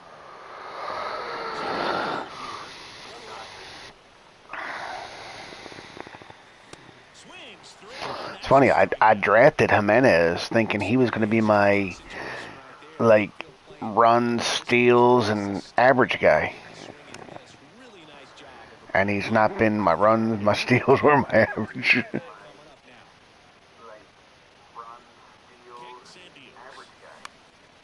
one the other way. Tosses across the first. That's the third out. Inning over. Second inning. Top of the second. And stepping in to raise Rowdy Tellez. Here comes the pitch. Get rowdy. Swing and a bounce. Get Rowdy Tellez. Foul ball.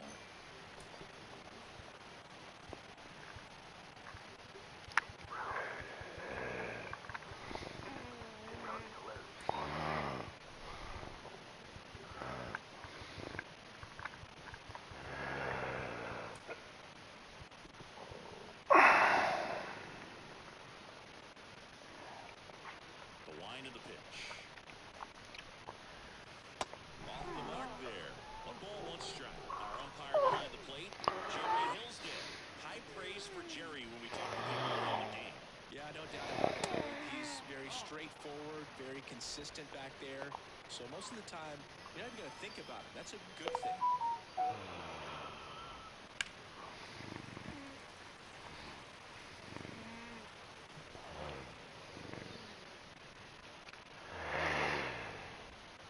Next pitch is down. Like I said, I was just asking about if you still had interest in Jimenez. It's no big deal. Your experience and what the strike zone is Yeah, I think it I pushes the strike zone. understand the way, especially the way Marte's playing. Hitter, you like that. You want him on one level. You heard what I said to You heard what I said to Amos last night. That you have to trade him now. Produced exactly what he was looking for. Ball in the road, nice ground out. First offering is fouled off. Yeah. Who's about to lose his closing job? That one missed. Hey, sometimes trades work out, sometimes they don't. Like, for example, when I traded Fairbanks to Gabe, and you were in chat when we worked out that deal, I didn't know that a couple days later it was going to come out that he's got some condition where he loses feeling in his fingers when it's cold. Good thing he plays in Tampa. Goes down swinging for the strikeout. He swung over top of the curveball. Boy, with that curveball, no doubt about it. It passed right through the heart of the strike zone, and he just couldn't get the bat on it. When you strike out on one like that, that's when you start to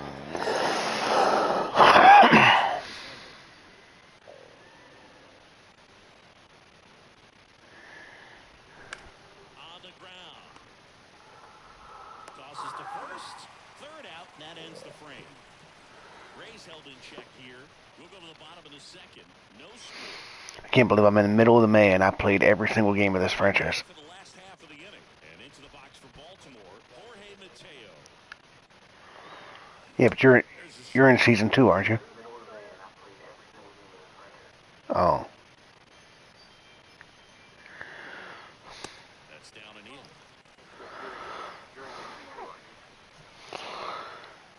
And he deals. I was going to try to pry Stephen Kwan out of your clutches, but I figured you're a Guardians fan, you ain't giving him up. And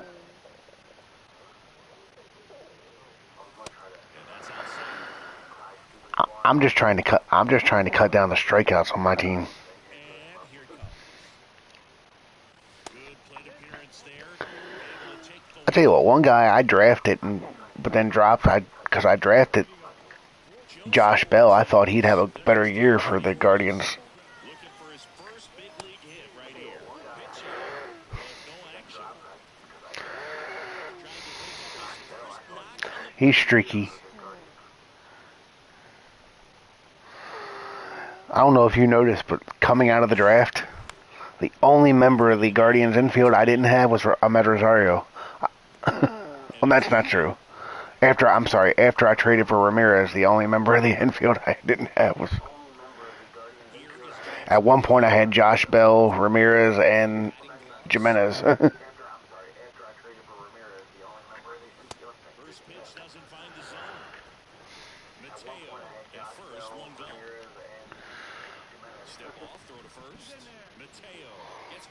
easily.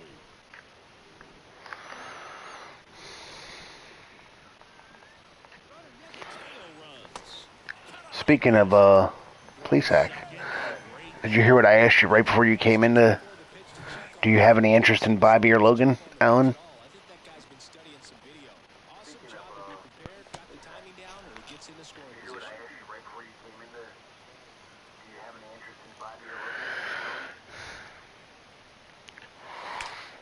In the air to left center. Holsizer. He ranges to his right. He's got it. And well, the thing that scares me about Carroll's injury, because a big part of his game is his speed. Whenever you got a speed guy that has a knee injury, that scares me a little bit. Because that could severely hamper the speed.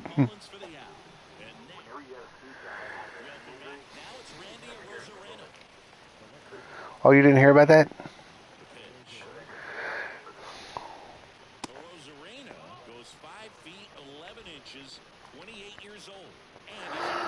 They were saying that there's a chance that if Wright ends up back on the IL, that Mike Soroka might make his return.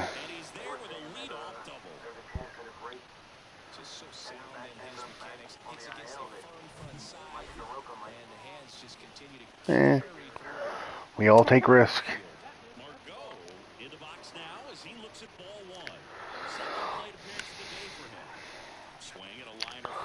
How do you think I feel? I took a risk on Cody Bellinger and Kelenic. It didn't wait long enough on them, and now they're both banging the cover off the ball. They're just not doing it for me.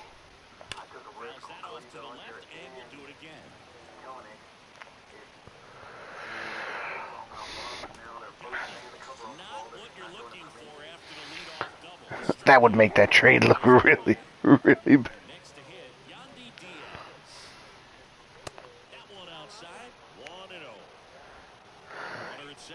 You should have started him yesterday. He had 2 home runs and 5 RBIs.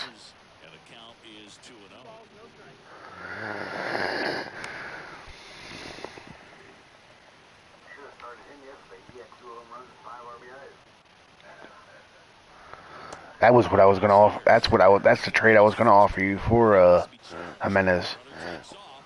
Was Dansby. His ability to draw walks has been something that's been part of his career since day one. And now it's Brandon Lowe. That one to first, and it's just close.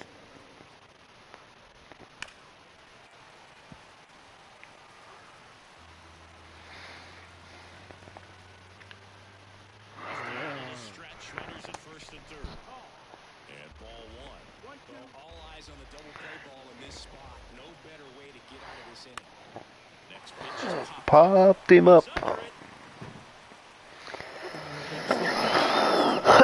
I like it when I pop him up. Opportunity, but a competitor like him, he is looking forward to making up for it in his next at bat. Bronco in the box now. Takes strike one.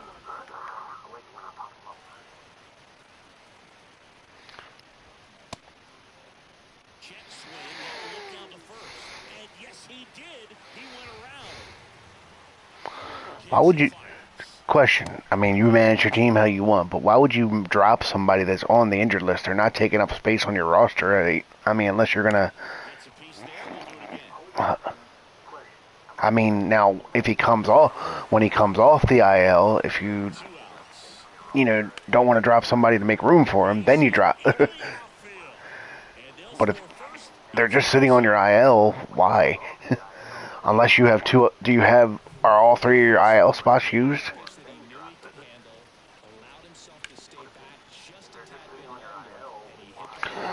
Well, wait a minute. He has to... Has he actually been put on the IL?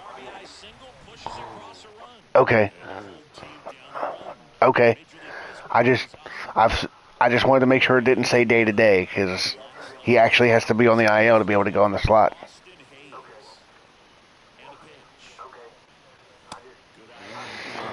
Okay, so there you have your 3 spots. So yeah, if you end up with another injury, then yeah, you'll have to drop one of them or just carry 4 injured players.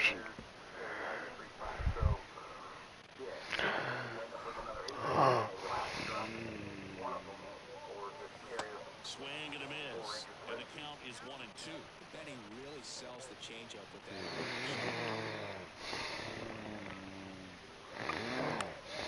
Next offering is foul back. I mean, you're having a decent week. Fouls it off, still 1-2. Healthy cut, tough pitch at 98. I'm trying to figure out what the Guardians are doing with Oscar. And the leadoff man is aboard to start the inning. Well, that gives them a runner. Yeah. Maybe they can turn it into something more. With nobody out, a lot of things can happen here in this inning. Rutschman swings through it for strike one. 0-2 as he waves at that one. With 2 strikes, may see some movement over there at first base, trying to stay out. Sets him down looking. I haven't seen him yet. Strike 3 on a fastball up in the zone. Ryan Mountcastle, the next to hit for the Orioles, doubled his first time up. And there's the strike. Mountcastle hitting third in the lineup, a former first-round pick back in 2015. Next offering is foul back.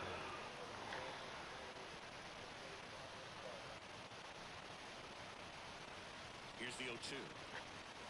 Ball one there.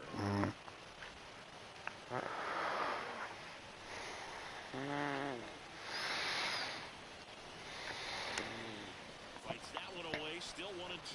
He's mixing his pitches really well, late on that fastball after seeing. But yeah, I wish one thing they'd add to franchise is, like, if I have budget available, let me trade some of that budget.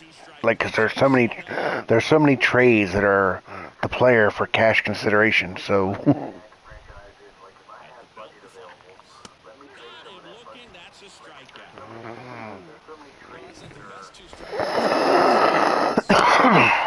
McClanahan finally got me a quality start to match the quality start you got earlier in the week.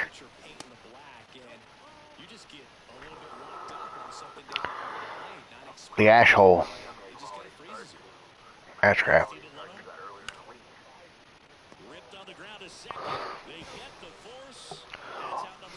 Oh, I gotta be honest with you.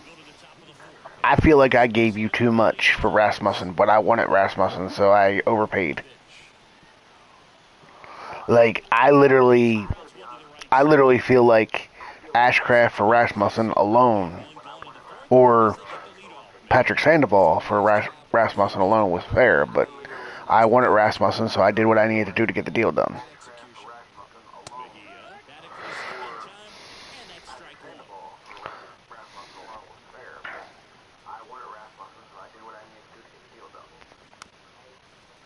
Chris, you played here in 2002. What are the memories that stand out as to being a member?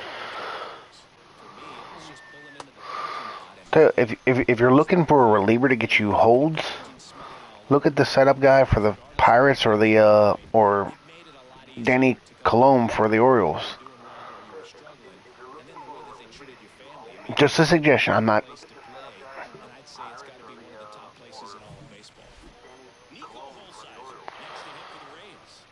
Man, there was a time when he first came up with the Rays, I thought he was going to be the next great left-hander in the league. In the movie Moneyball as an Orioles player in a highlight clip. There was a time when he first came up with the Rays, I thought he was going to be the next great left-hander in the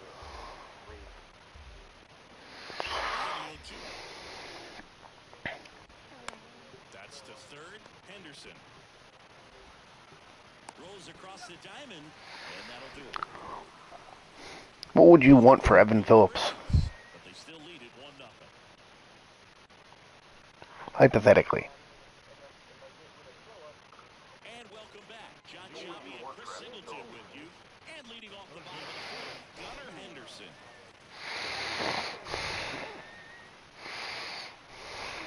The wind of the pitch.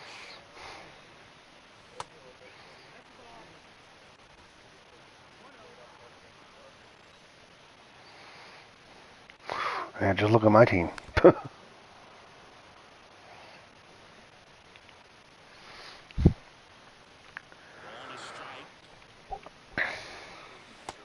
Strike two.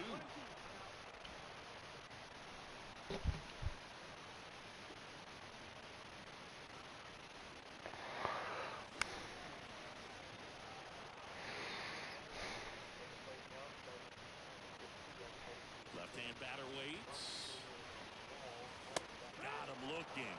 Leadoff hitter retired in the fourth. Jorge Mateo now. He reached out a walk his first time.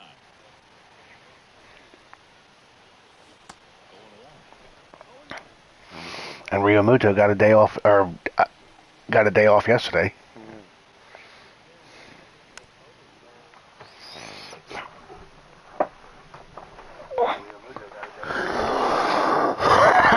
Let me look at that real quick. Let me look at the lineups real quick, I guess.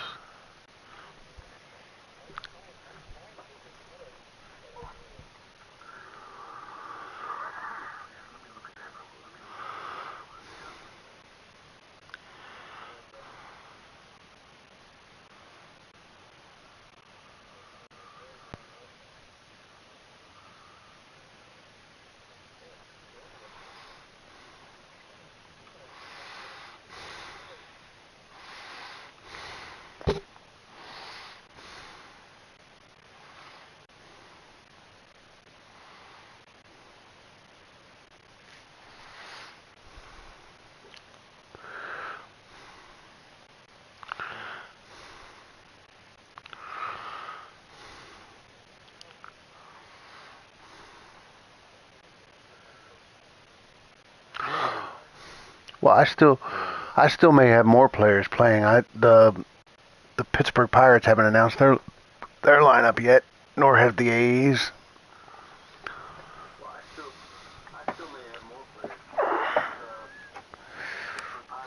Next offering is foul back. 0-2 now. In the air, right field. Margot settles under it. Drops into the glove. And there's 2 away. The force is strong with you. Joseph Ortiz. And that's in there for strike 1. Wow, just a beautiful backdoor slider out there. If you've got any chance of hitting that pitch, Han? you have to wait until the absolutely last millisecond. Just a tough pitch to hit. Mm-hmm. Ends the inning. That's how George wrote the script. We go to the top of the 5th. Here's the Rays leadoff hitter, Randy Arozarena. No, it's He turns, kicks, look. I said it on social media the other day, and I'm saying this as a Star Wars fan. with the swings they're taking. They've hit 7 line drives already. You want to know who destroyed? You want to know who's destroyed Star Wars or has caused this? Star Wars fans. You want to know why? So George Lucas sold Star Wars to Disney, right? You know, big reason why he sold Star Wars to Disney besides a crap ton of money? Because he was very hurt by the criticism of the prequels. And you know who criticized him? Star Wars fans. So guess what? You reap what you sow. You criticize the man to the point where he didn't want it anymore. He sold it. He made his money. Now you got nothing to complain about because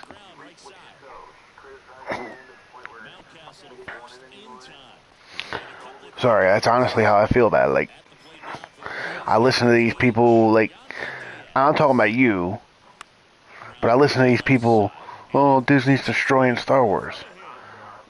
I mean, okay, I was not a fan of The Last Jedi. I don't think The Rise of Skywalker was that bad. The Mandalorian is good. I expect the Ahsoka series to be good.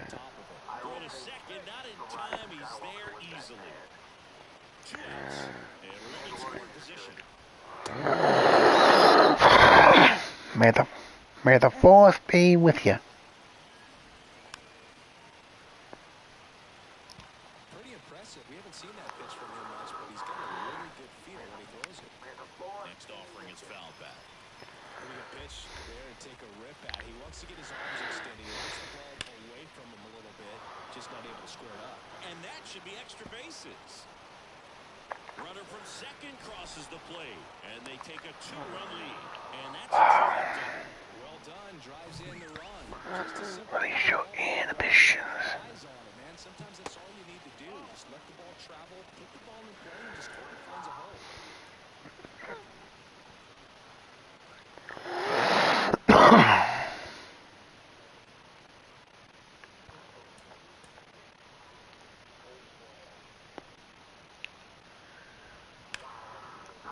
line to right, and that'll be a base hit. Here comes Lau.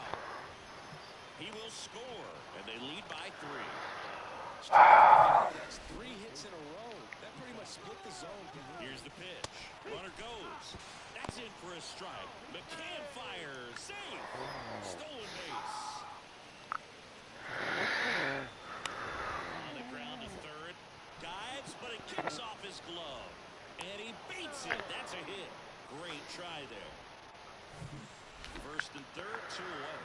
Here's Rowdy Tellez. Get rowdy. High fly ball down the left field line. And that one hits I love how easily the computer just... Rounds third, headed for the plate. He's also in to score. It's 5-0.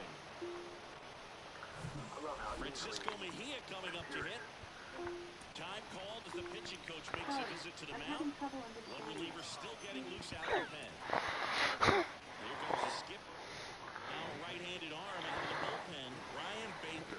Well, they need someone to stop the bleed and keep the score right where it is. Seems like a tough task today with the way this lineup is swinging it.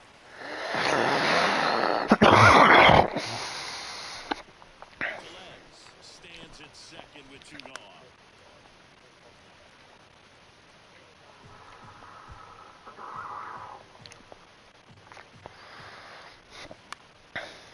Henderson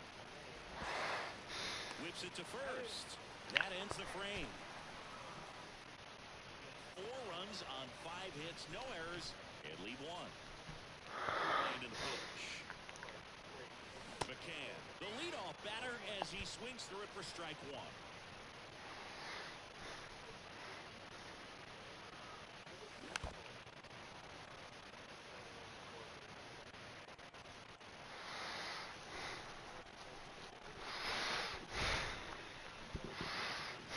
Next offering way upstairs. I don't think he was trying to miss by that much in a 0-2 count. Just trying to overthrow that pitch. Up the middle. He dives, but he can't make the catch. He decides to eat it, and they can't get the out. Good 2-strike hitting right there, Bode. A bit of a lost art for some, so that was nicely done to beat the odds. And you can feel this crowd waking up a bit here as the guys are starting to make some noise with their bats. Got it. Covered plenty of distance there. And there's 1 down. Every day during batting practice, these outfielders get about 10 minutes of balls in the gaps. They practice this, and when the game comes, they make the play perfect. Hayes lays off down low as he digs in for the I'm glad Walls is actually in the lineup and not on the bench today, since I have a limited amount of players. and it's 1-1. Just not able to catch up to that velocity. I'm hoping Michael Harris doesn't end up back on the injured list after I just picked him up. That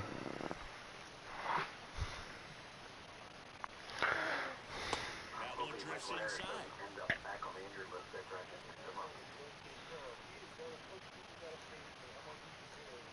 Here comes a pitch. And now it's filled up.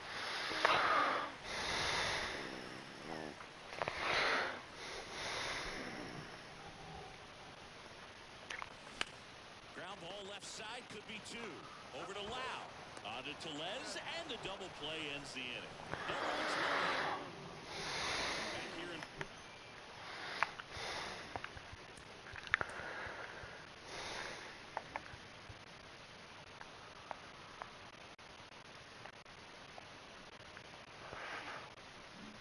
Baltimore, and now Nico Holsizer.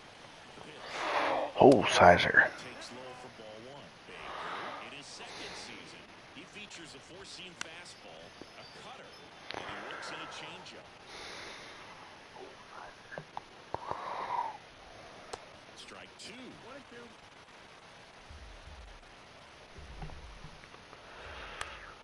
Gets a piece. It's easy. Really sure Brian Baker.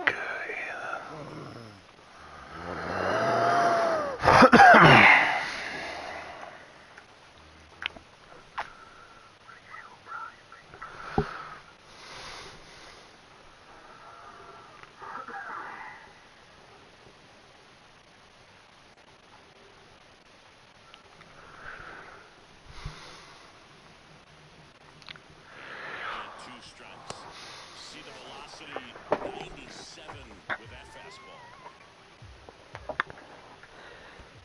3-2 now.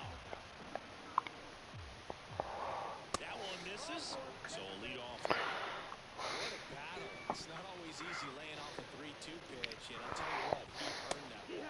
Rosarena stands in now and watches strike one. And he's down 0-2 as he swings through it. Good time to choke up a little bit, get that front foot down early, and just spread out. He's really late right now. 1-2 now. Fights it off. He'll see another. Holsizer on the first. Nobody out. You know, it's weird that Misses, and it's so far, like, I've only played the Yankees, but when I played the Yankees, I struck him out almost every time I faced him. Like, he does strike out a lot. And you don't want to get beat inside, and as you see that pitch continue to run away from you, by the time it's in the catcher's mitt, you think it's a Yeah. ball to play away. Next offering is fouled back.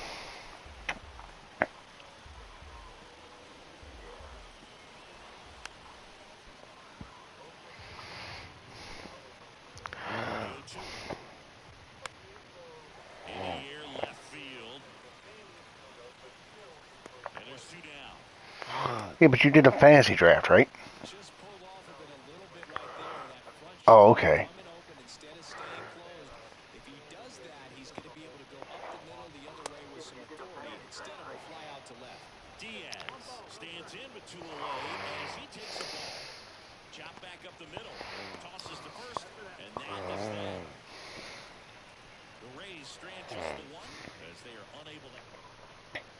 Bottom of the 6th inning. Adley Rutschman swings and chases a low one there. Rutschman measures 6 feet 2 inches, 220 pounds, and he's usually a catcher. Today he gets off his legs a bit. He's the DH. The lefty ready and a 1-1. Well, I really like when a guy gets a break like that. He still gets to stay involved in the game, still starting behind the dish, gets to hit, gets to rest a little bit, gets to watch the game from a different perspective. Swing and a miss. It's 2-2.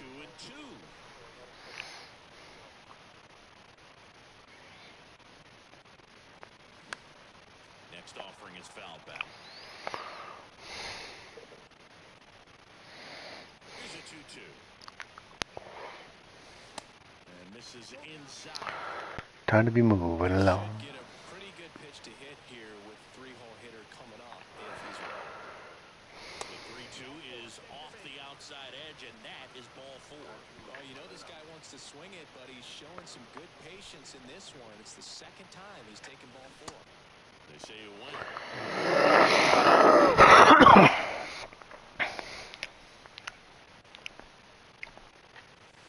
And that one is inside ball 1.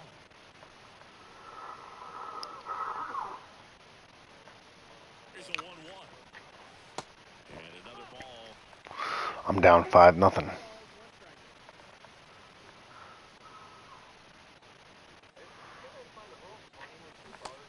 up empty. That's strike 2. Sometimes being lucky is a swing and miss. If he makes contact with that pitch, probably hits into a double play.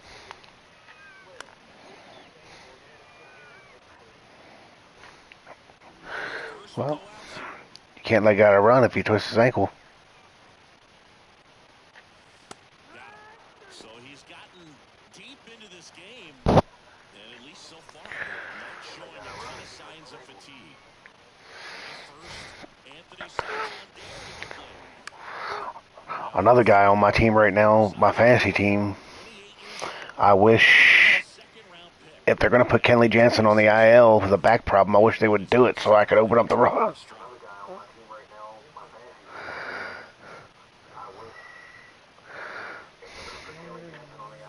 Good eye right there.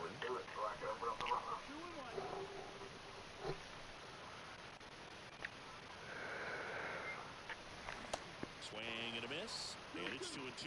They haven't scored yet in this game, and with that swing, definitely trying to get on the board. That's the way guys go about their business today. Rutschman leads off first base with one away.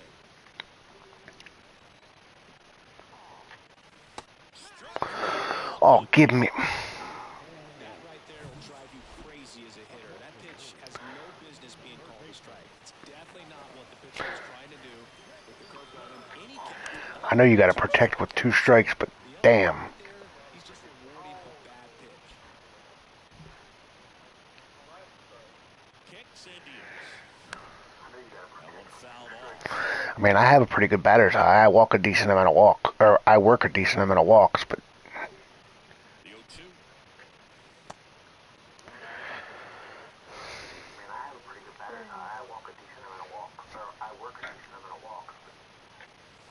Battling here as he fouls it away.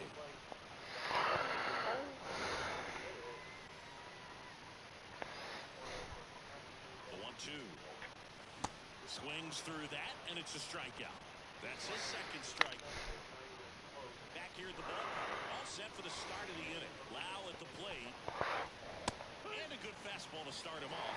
That's strike 1. come on, Baker. Swings and pulls it foul to the right side.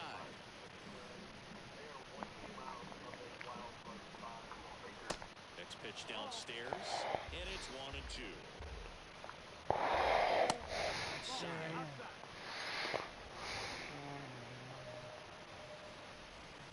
And it's filled up. Really good take, especially with 2 strikes. And that's ball 4. You know, I think he's okay with that outcome. It wasn't an intentional walk, but he wasn't exactly trying to attack the zone either.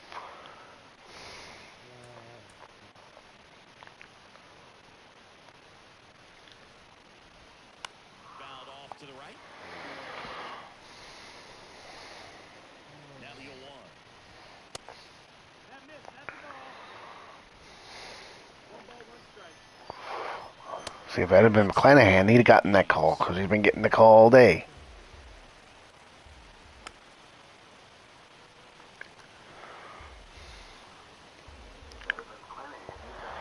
Oh, he hit him. 2, and he ends up hitting him with a pitch. Well, he was right up on the plate, so even a small misfire was enough to send him to first. They get 1. Look at the big guy getting down and dirty, robbing what probably would have been a double if it gets by him. You see that? I don't even think I hit him. It's the shortstop or second baseman. He needs to get in the mix a little bit as well. Next offering is in for a strike. Oh, that ain't in the show. There's a swing and a drive. Mullins reaching back towards the wall. Still going back. That'll touch down off the base of the fence. 1 run is in. The relay to the plate. Slides his hand in there. Save. It's 7-0. Picks himself up a couple of ribbies. Anytime you smoke a ball off the wall, you kind of think about what it could have been, but obviously you have to be happy with that result. So a new man in the bullpen for the Orioles, Keegan Aiken. Not having a lot of success against right-handed hitters. They've been hitting them around, so this next matchup might be tough for him. 1-1. Line drive, and it goes just foul. And a pitch. Swing and a ball popped up. Henderson with a nice running grab. Going to have a little more discipline in future bats. That pitch looked good, but you can't hit it. It was just too high in the I was surprised to hear, and I'm I'm thrilled for this. They said Liam Hendricks may rejoin the White Sox in the next 2 weeks. And now the lefty. And now 1 and 2.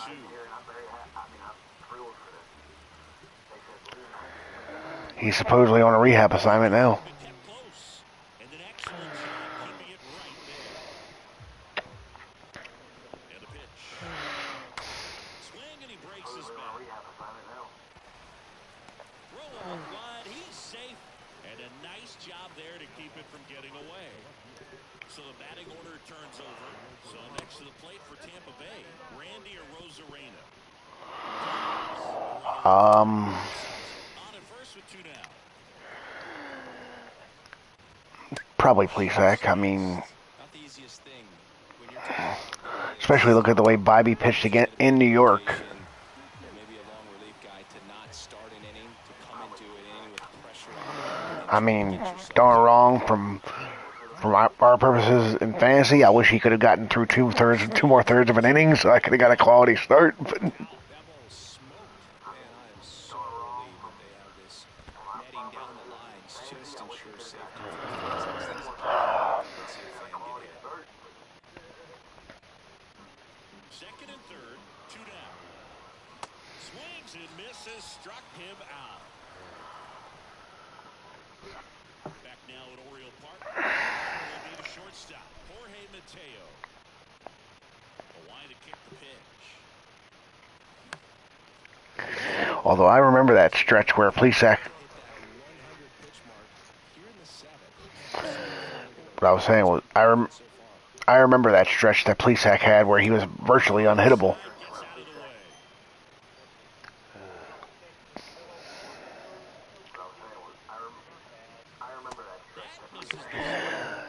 Oh, come on, dude! You can't even start talking about a perfect game until the 5th or 6th inning. Not, no offense, you shouldn't even be talking. Around first and hustling for second. Makes it safely. It's a leadoff double in the bottom of the 7th. Well, they call that an advantage count. Even when you hit it that far out front, you still have to keep your hands tight to your body. Well, yeah, it's all about what have you done for me lately. On the ground to third. And that's just foul.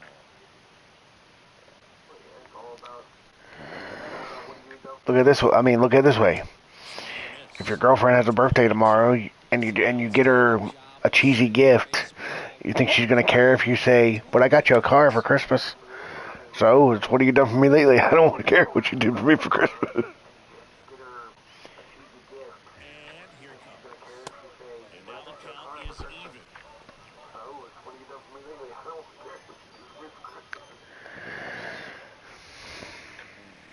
It goes down looking.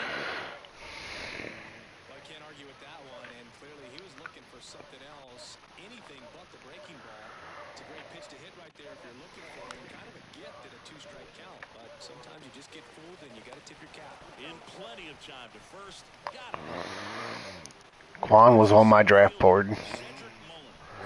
See, I like bat the ball players. I hate strikeouts. Hit well. Right field, way back, and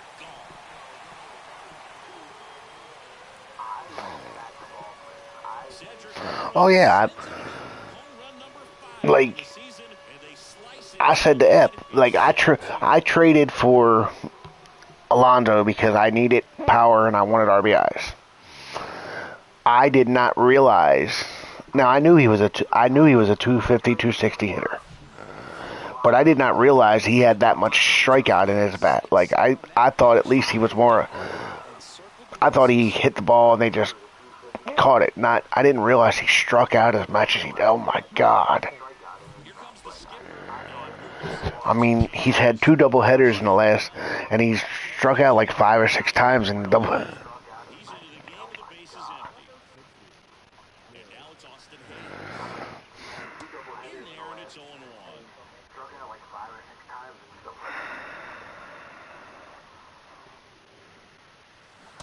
Got the bat going too soon. It's strike 2. He finds himself in a tough situation early. Just going to try to simplify it. Take it away. Oh, that plunked him. And that's now twice he's been hitting this one. Well, it's a little concerning when a fastball gets away like that. No run or break to worry about, and he'd still hit him. Rutschman. For the second time.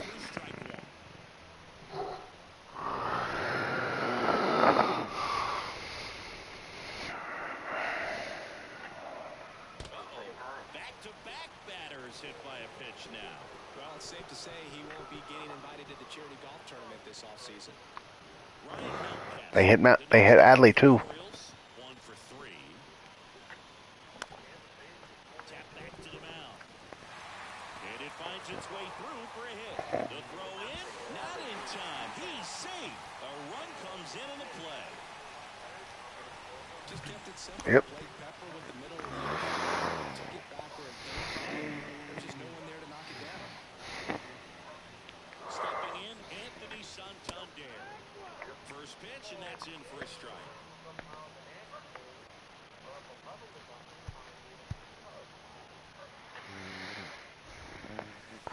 I'm assuming, well, you can't be talking about real life. There's no...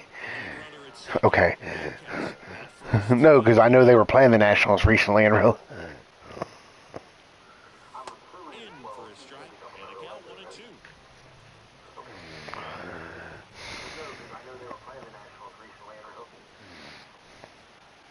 The pitch. And now 2-2.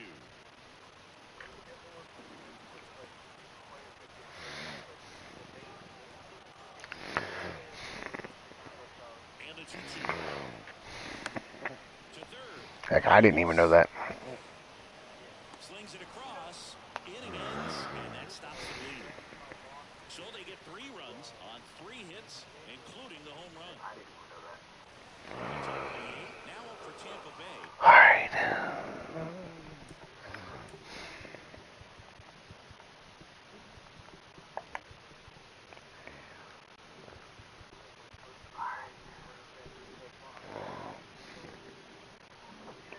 Manuel Margot.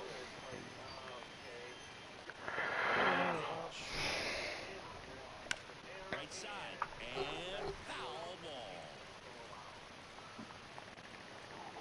The pitch.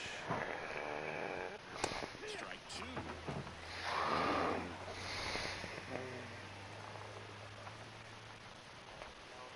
And there's a ball.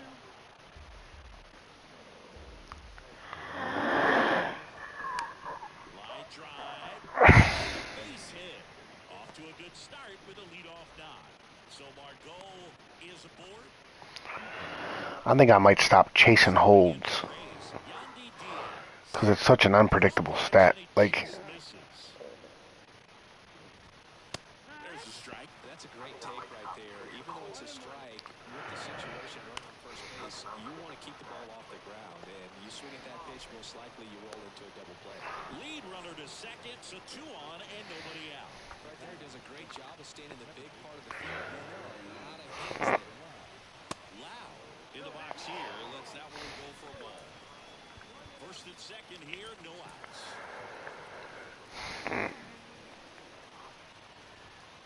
Next pitch is outside. When the skipper calls down to the bullpen, he's expecting the guy to come in and get outs. So far, not getting what he was expecting.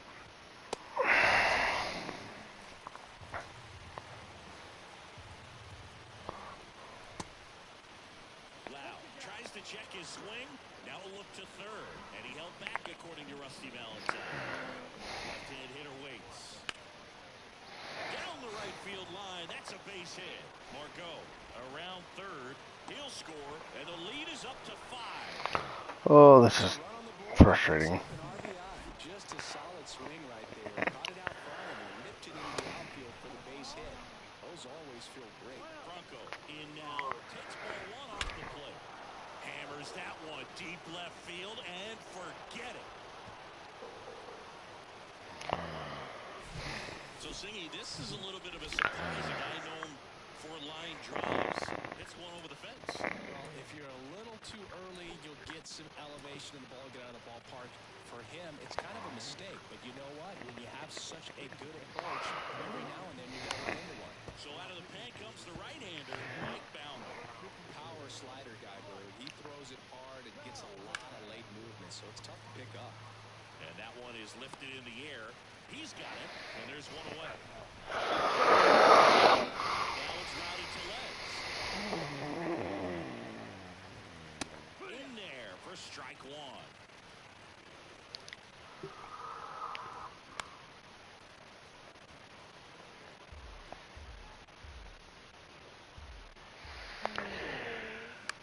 Up the middle. Mateo sends it to first. Awesome play there. And now the catcher comes up to hit. Francisco Mejia. Swings to the See what the score is now? In the on-deck circle, you really want to use that opportunity to see some pitches and time up the fastball. Last thing you want to do is miss a good hittable fastball early in the count. bounce to the right. Nope. So far, I've taken pride in playing every. I'm not. And that is that. But the big blow of the inning comes right here. A 3-run home. Welcome back. Ready for the bottom of the 8th. Here's the third baseman, Connor Henderson.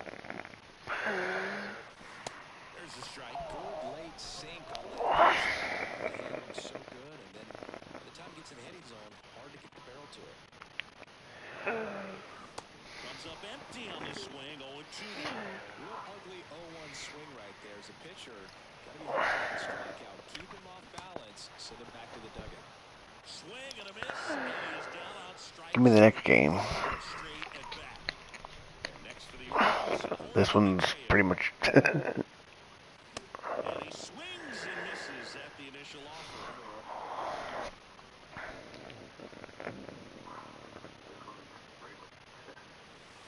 And delivers outside.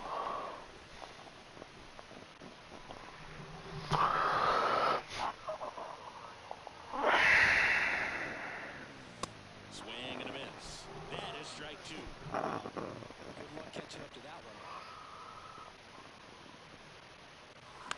Foul ball still a 1-2 count. The line to the pitch.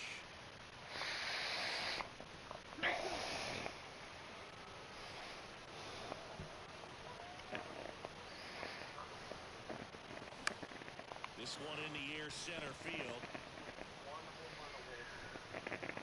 And there are 2 down. 2 outs, base is empty. Joseph Ortiz digs in now. And that one in the air, center field. Holsizer brings it in. New inning getting started. Now up for Tampa Bay, Nico Holsizer.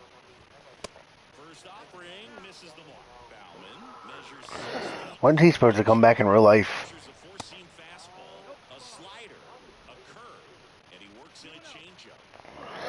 Because that's going to be. I mean, that's going to be another interesting. What do you do with like the rookies and? And they get the leadoff man in the 9th. Randy Arozarena next to hit for the Rays. And the first pitch misses for ball 1. That's the fun thing about life. You don't know. Tapped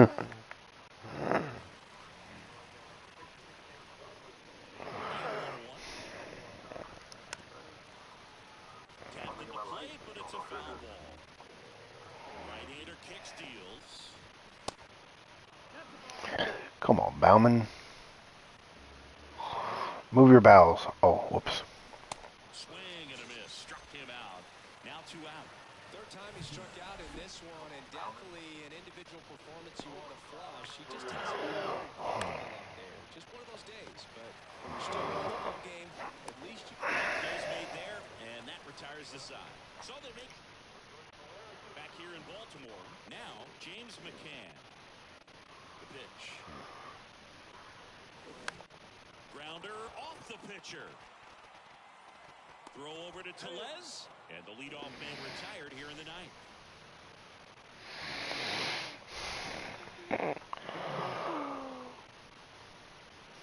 Mullins now in the box, comes up empty with a swing there. Meanwhile, activity in the bullpen. Jason Adam appears to be getting loose. Oh, that got him as well. The third batter he's hit with a pitch. Well, they went after him right there with one of his best pitches. I'm really surprised that one got away from him. And fouled off. Mullins, the base runner at first with 1 out. The 0-1 is outside, and it's a ball. Ball play well.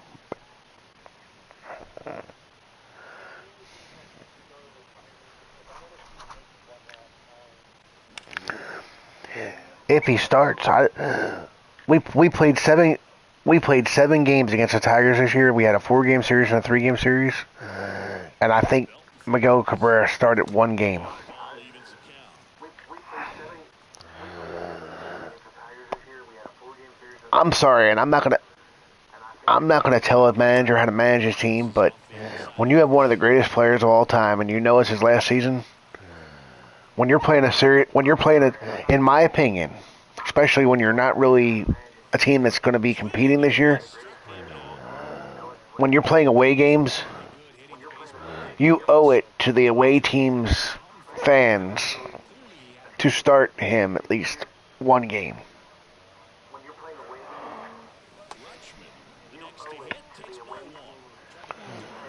I mean, because it ain't like the Tigers are competing. Like, okay, if the Tigers, don't get me wrong, if the Tigers were competing for the AL Central, I'd say manage your team to try to win games. Put your best lineup out there you know what I mean?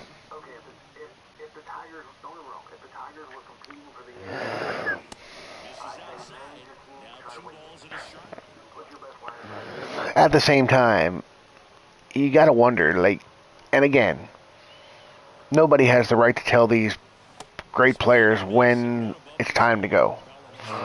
But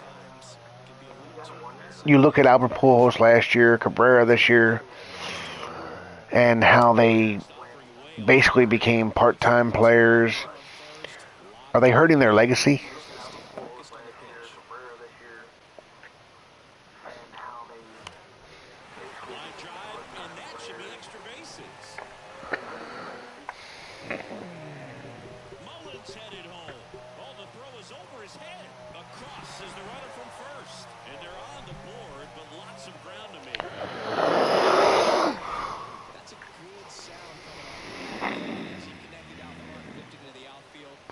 Yeah, at least Adley got an RBI. Number 41 gets handed the rock out of the pen. And you know, bullpen guys can struggle sometimes because it just doesn't have the safety. And he'll make the catch. Ball game. And the Rays take this one in a blowout. Final score in this one, 11-4. For Chris Singleton and our entire outstanding.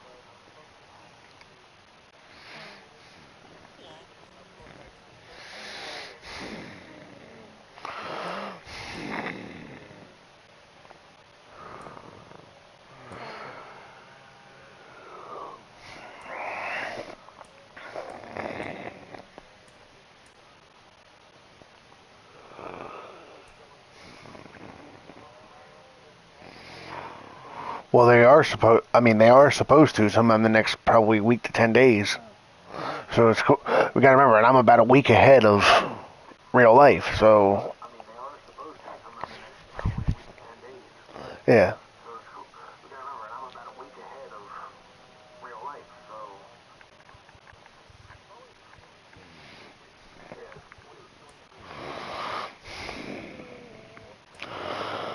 Do Hearn at first. We'll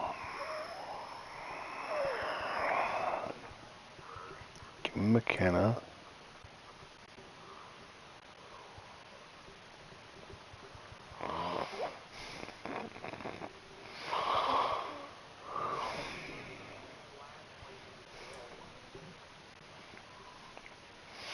Well, I mean, the AOS does have some. I mean, not like there's a bunch of slouches in that division.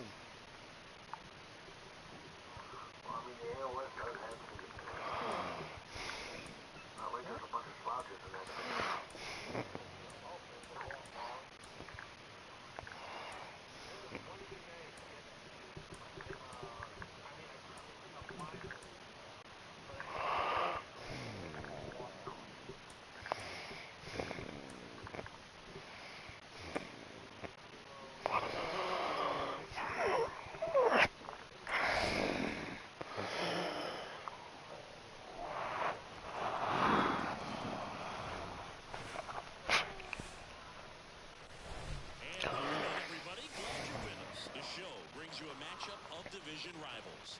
It's the Tampa Bay Rays taking on the Baltimore Orioles.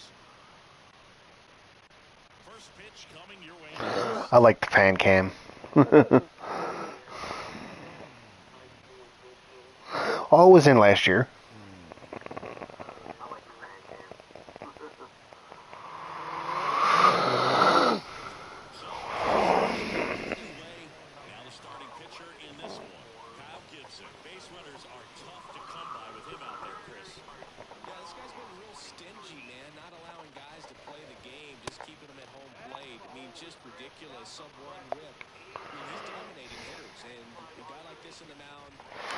Oh, that'll never happen as long as they're in Oakland. Oh, whoops. Might not happen the first couple years they're in Vegas.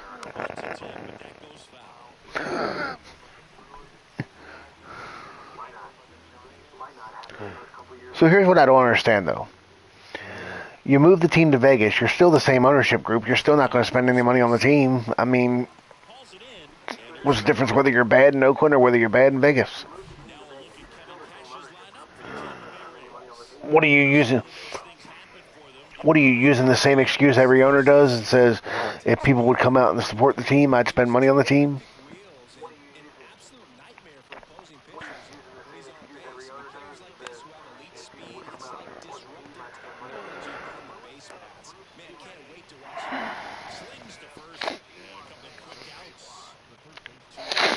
I don't know.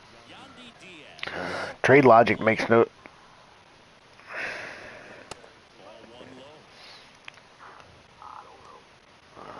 Well, I didn't realize that. I got Kyle Gibson leading the league in ERA.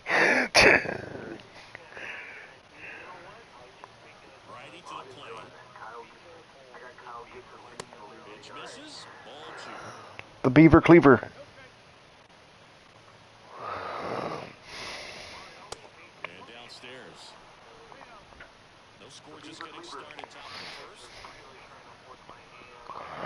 The Cleaver Beaver.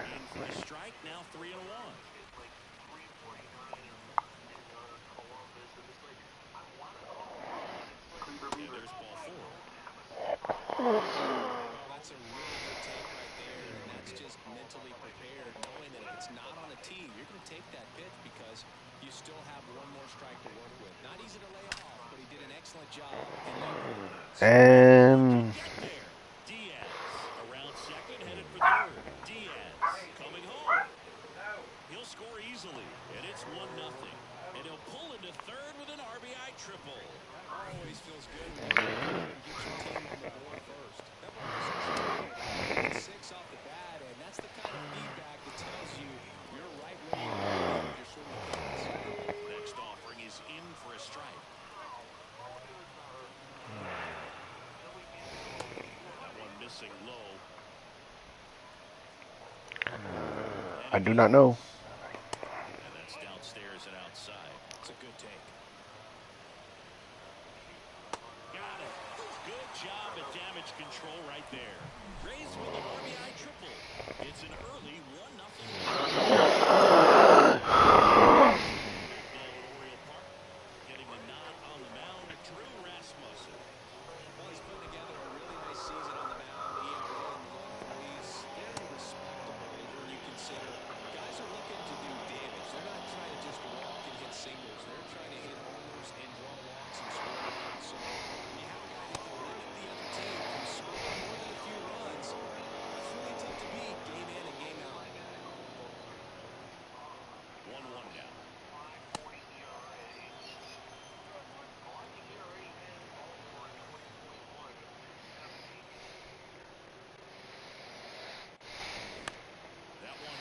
Who was that?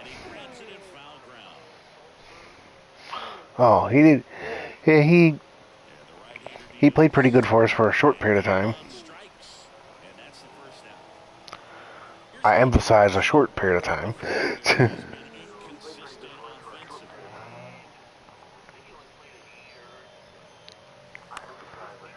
First offering is fouled off.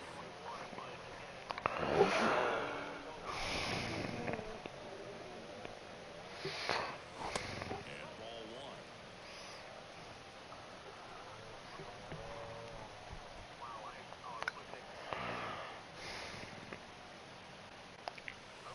And that's 2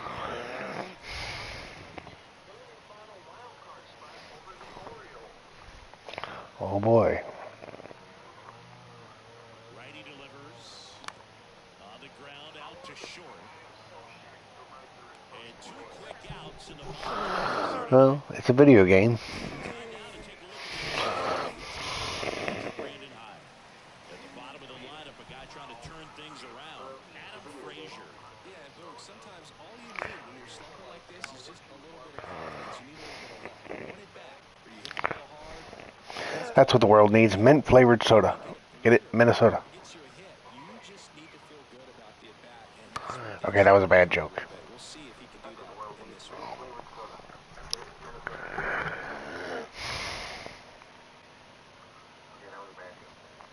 The 0-2. Hello, darkness, my old friend. And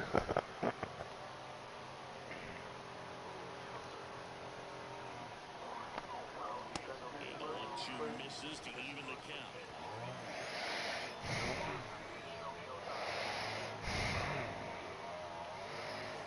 That one missing inside.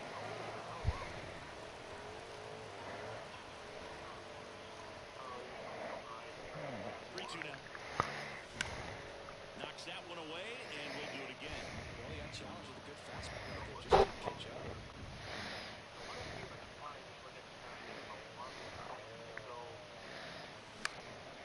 In the air, out towards left center.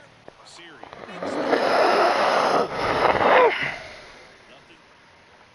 Top of the second. To the plate now for the Rays is the DH, Josh Lowe. Isn't that so much fun? Swings and misses. That's strike one. Gibson, a former All-Star. He features a sinker, a cutter, a slider, a four-seamer, and he works in a changer.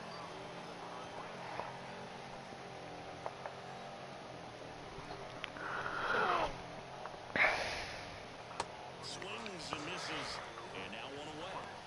Very frustrating right there as a speedy potential base runner. When two strikes, you just struggle to put the ball in play. You don't even have to get ahead at that point. You can help your team just by reaching on an error, but some way you got to find a way to shorten up the swing and put the ball in play next time.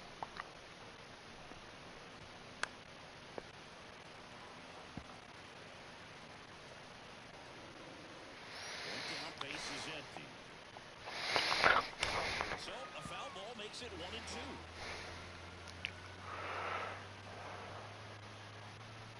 The line of the pitch. That one down the line. What? And it goes just foul. The line of the pitch. That's in the dirt.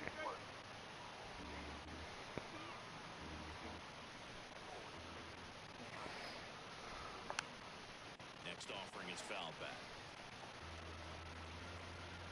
And a pitch. That one not close. And now 3-2.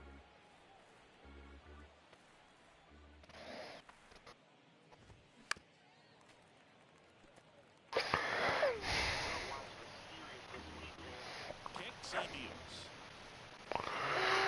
And it's ball four. He's still low. That's a nice line and a great take on 3-2. Probably could have gone either way in that spot around the knees. Jose Siri, batting with one down, takes a strike. Sat out last night's game, but back in there today. Roll to short, could be two. Quick feed to second for one.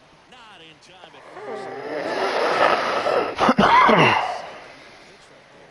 Got inside on him and got him to bounce into that out. Next offering is down low, and it's 1-0. I'm excited to have Tate and Gibbons back. Below the knees.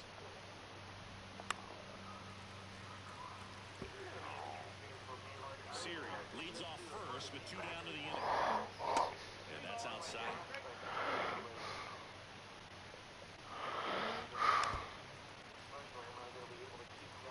3-2, two out, runner on first. A lot of movement in the infield. Hitter's got to stay focused on the pitch. On the ground, right side, over to first, and that will end the inning. One left for Tampa, but they're on top, 1-0. Back here at the ballpark, and now it's Austin Hayes. And a pitch. Swings through that one for strike one.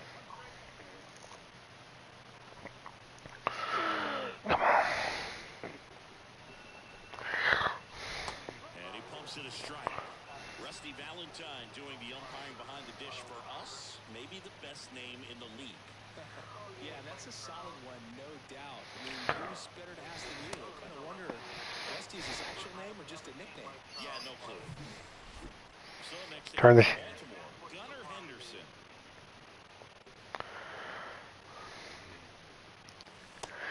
You like fish, huh? Strike one. Anyways, Rusty's got a good zone, very good on the corners of the plate, but he'll give pitchers a little bit above the letters and below the knees if they're earning it. 0-2 2 as he waves at that one. You completely missed that joke. Breaking ball, and that got him. Trout. He had 2 Fish. strikes on him, and he hit him. I like his intent there to be aggressive with the slider and make sure he got it inside. Just yanked it across his body. A little too much force in the rotation with the upper body. I wonder if Mike Trout ever has.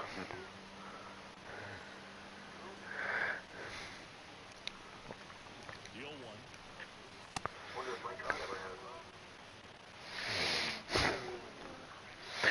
By the way, anybody that watches this stream, there is somebody in my PlayStation chat. I'm not just talking to myself. And another ball. Amos talks to himself all the time.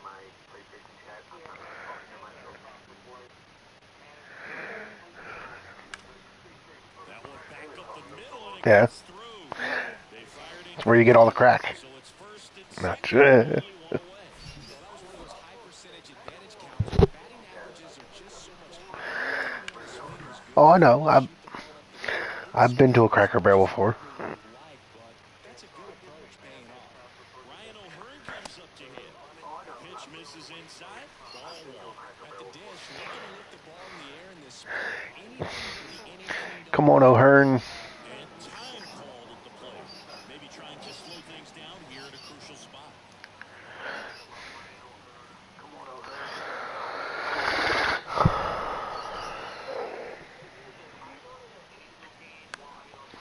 And that one wrapped foul. Runners at first and second with one gone. That one ran inside, almost got him. Could be some action here on this next pitch. Couple runners on. Probably a challenge pitch coming. Next one is off the plate. Ball 3. Come on, O'Hearny. 3-1,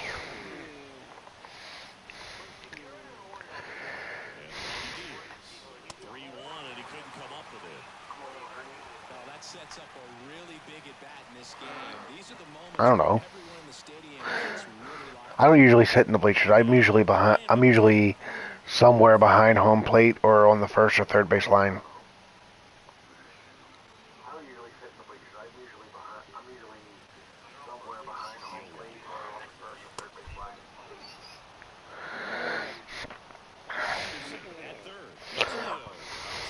I'm not saying that. Please understand. I'm not saying that to brag. I've never.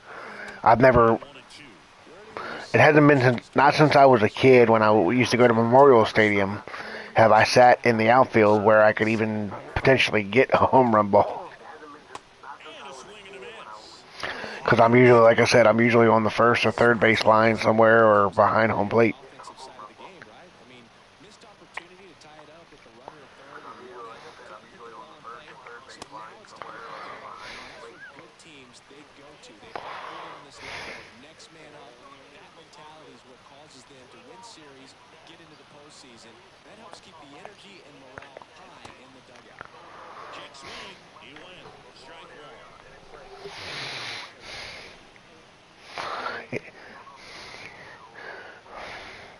It's to keep people safe, Brian, because even though there's signs that say watch out for foul balls, you know, like Now one missed.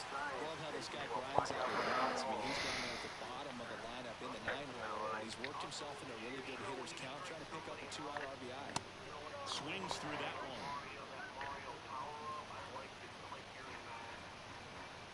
yeah.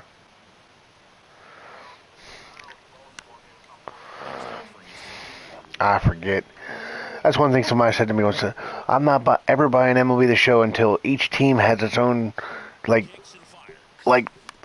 Orioles had the Masson presentation, the Cleveland had. I was like, that's never going to happen. You know how much they'd have to pay for the rights for all? In the air, left field. He's on. I mean, don't get me wrong. I would love to be playing an Orioles game in MLB The Show and have the whole Masson graphics and like it would be wild, but you can't expect any. Number one, it would take the amount of programming it would take to get all that in. Number two, the amount of money it would cost them for the rights for all that.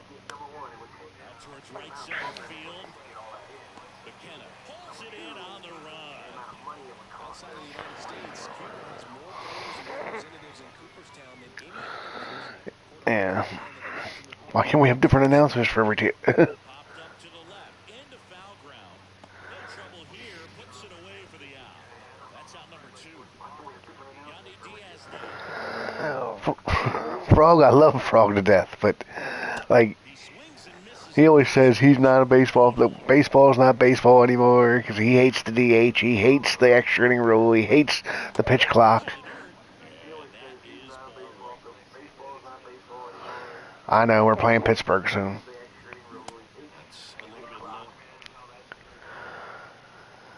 Yeah. Well, I told him I picked up Connor Joe and I picked up Jack Squinski. He said, "Oh, you're the reason they're not hitting anymore."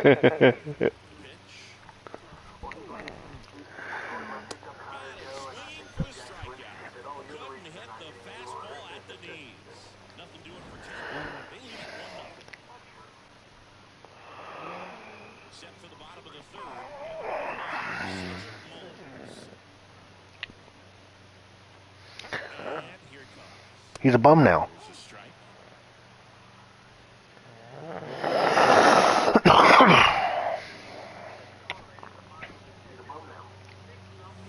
Swings through that one out in front that time. Man, I tell you what, one guy I wish, and I think, I don't know, aren't you? I wish I had drafted Joe Ryan. Ooh. No, that's right, you have Sonny Gray. I knew you had one of the Minnesota arms.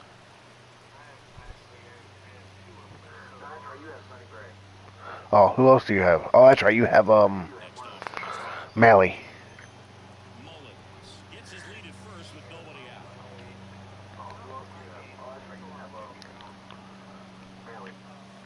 Falling behind 2-1.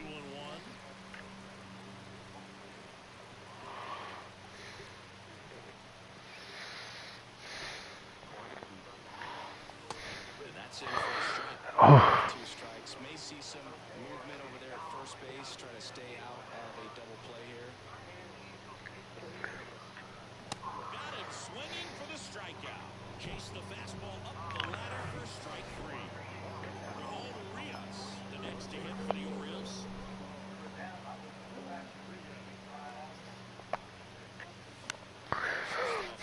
Fouled off. Urias measures 6 feet even, 190 pounds, and he's a former Gold Glover in the American League. Bounced out to short, sneaks through, base hit. They get it in quickly, so first and second now 1 out. Well, the last 10 games or so, they've been late for him, so that one has to feel good. He kind of rolled over on this pitch a little bit, but he got enough behind it to shoot it through for a knock, and you'll take that anytime you can get him to find a hole. Hayes swings through it for strike 1. Struck out swinging his first time. And it's 1-1. 1 out. Runners at first and second.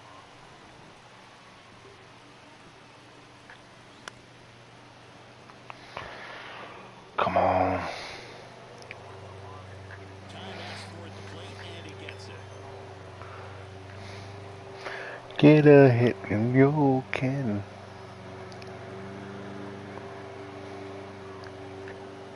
Blows the high heat past him. That's a strikeout.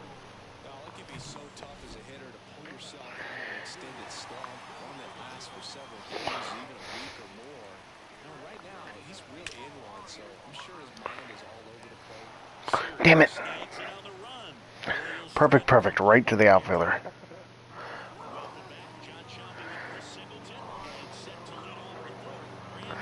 Well, I'm not complaining about it because I know what happens. I mean, I say it all the time, and I'm going to sound like a broken record. How many times do you hear a player saying in post-game interview, "I thought I got all that ball, and it just didn't." You know what I mean? It's always the timing of it. That's all. It's always when there's runners. I mean, I wouldn't want every perfect to be a hit. That's not baseball.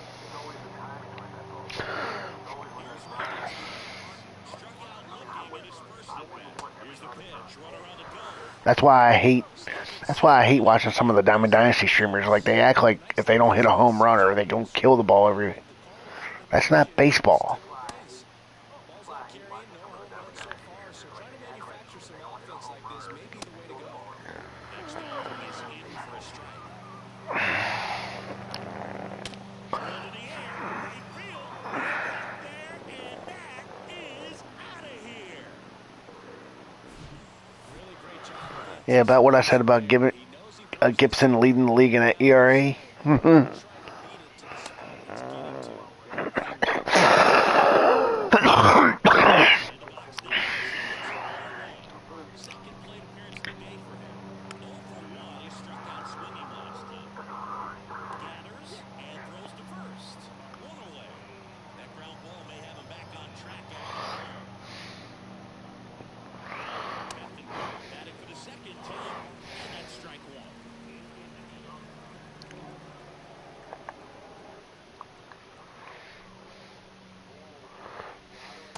Next offering misses, and that's ball one.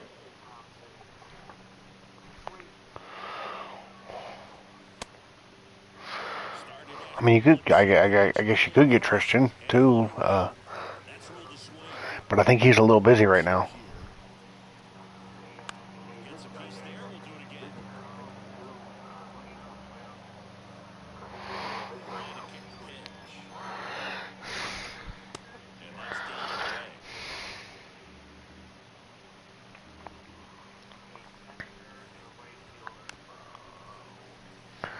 Bro, Matt Riddle.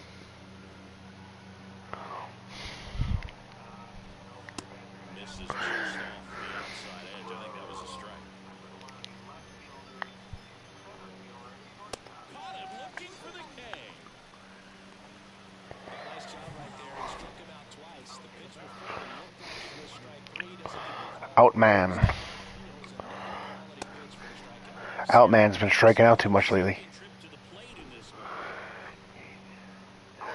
He's really been In there at the knees. he, Count 1-1. he's really been an outman. And the pitch.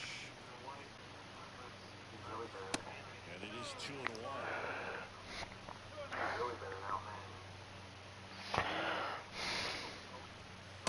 And this is inside.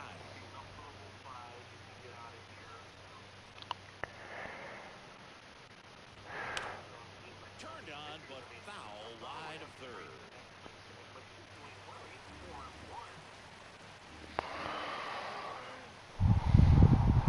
And he walked him.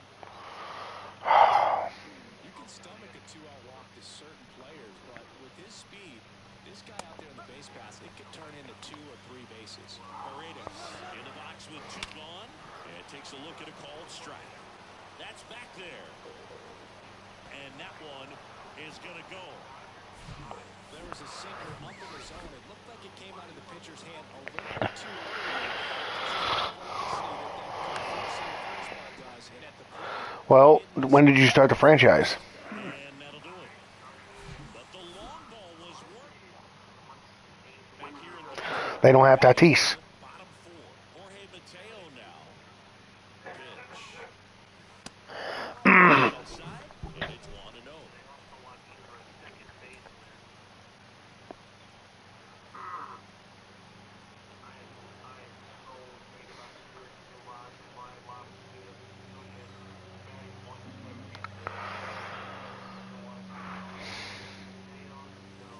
And there's a ball.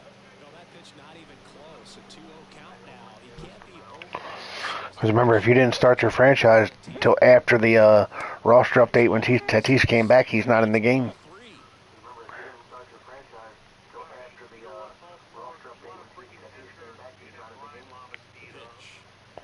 Why do we? Why? Never mind. Slipped off balance. I guess to back up Adley.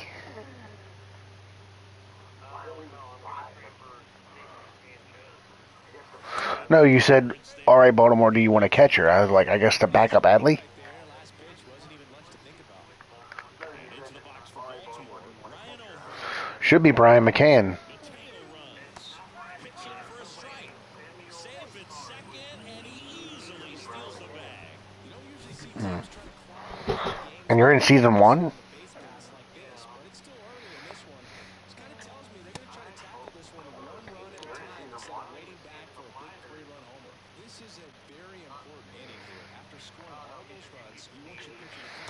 just mow them down. The offensive work shut down anytime. Game must have Gunnar Henderson at shortstop.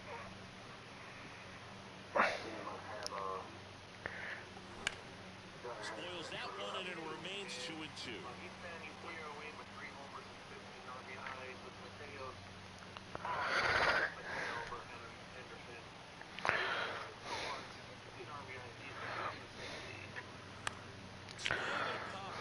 Foul territory for the catcher. Makes the catch up against the wall in foul territory. That was a good pitch today, right down the heart of the plate. Had pretty good timing.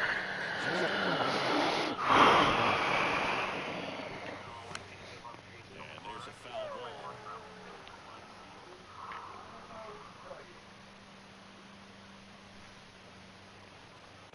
And the 0-1. Tapped softly on the ground. Franco whips it to first on the run.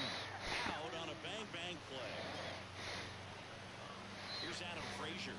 0 for 1 so far.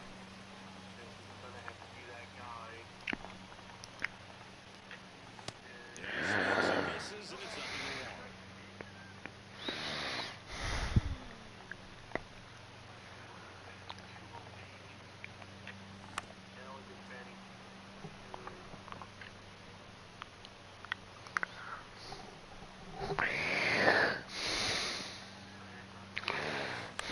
On the ground right side, Paredes throws to first, and that is that. And the Orioles lead 1, still looking at the 5-0 deficit.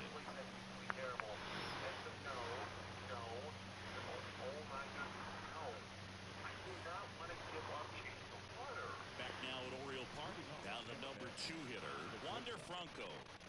He's kind of an outlier, especially when guys are consciously sacrificing contact to deliver power. Yeah, his swing is so good. It's in the zone a long time. He gets the barrel to a lot, and that produces more base hits. His pitch doesn't find the zone. Cindy, one of the things that's interesting is that guys really don't worry about swing and miss from an offensive standpoint anymore. So when you see somebody that is plus value. Absolutely. If he's doing damage now, if he's rolling over and grounding out, then it's a different story. But yeah, if he can put the ball in the gaps or over the fence, 100%. This one high in the air to left center. Got it. Nice grab. One up, one down. So next to the plate for Tampa Bay, Yandy Diaz. That pitch in for a strike. That's strike 1. Okay, we're facing the match.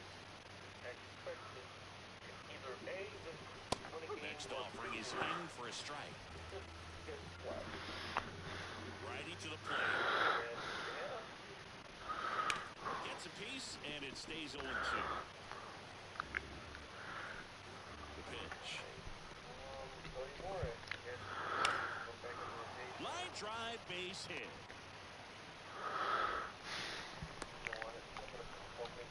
I was watching his rallies during batting practice today. So impressed with his ability to let the ball travel, go back up the middle and the other way. Sometimes when you step in the box during the game, you get a little anxious and you get away from that.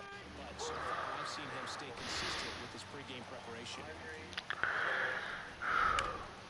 Fights that one away, and the count remains 0-2.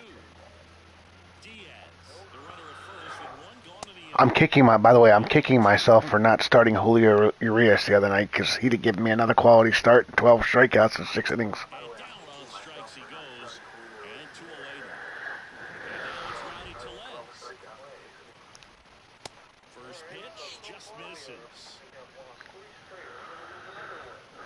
They say it went. Next pitch is outside. Good eye right there.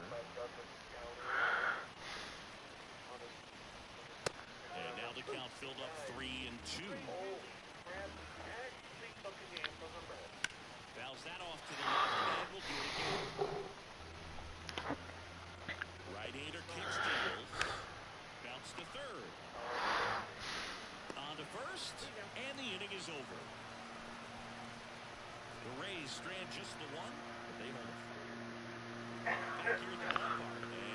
center fielder, Cedric Mullins.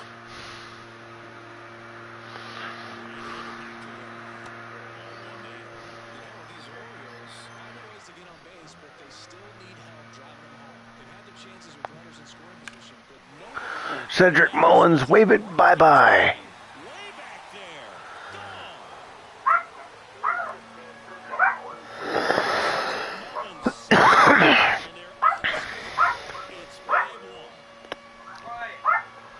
It may not have been his decision.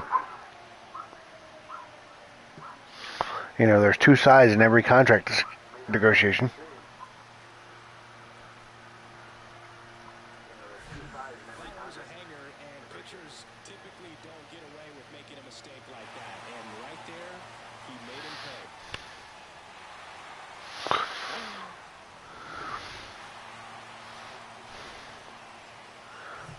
Here's the catcher, Adley Rutschman.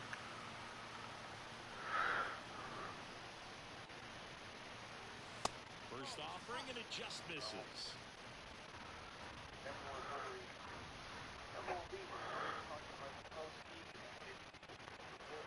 And a pitch. That misses, and it's 2-0. Always exciting to see a leadoff home run in an inning. Kind of gets the offense fired up, and you start to expect a big inning. That one ripped. That's back there. And out on the wall track. Not quite enough behind that one. Makes a good recovery, though, after giving up the home run. Not allowing it to stay in the head, but going to work at the next hitter. And a tough one at that. Urias at the plate now as he chases after that one. Well, pretty clear to me. He's trying to go deep right there. But you got to get a pitch that you can. Slow roller to third. Diaz got the out.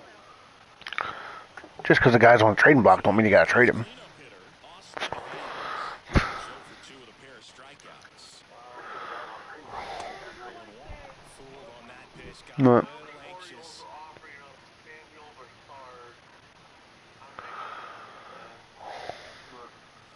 Next one misses, and it's a ball and a strike.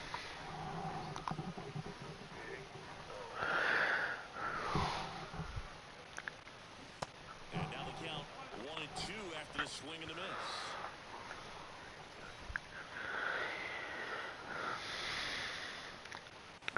Spoils the two-strike So what, pitch, and he'll if you could only pick one of the two rookies, who do you think stays in the Guardians rotation?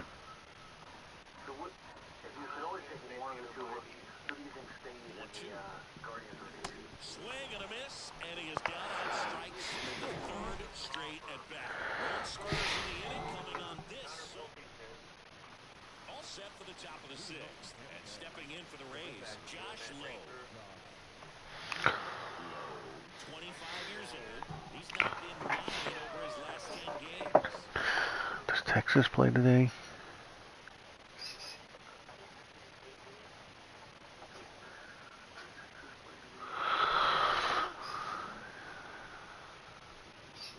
Gibson back to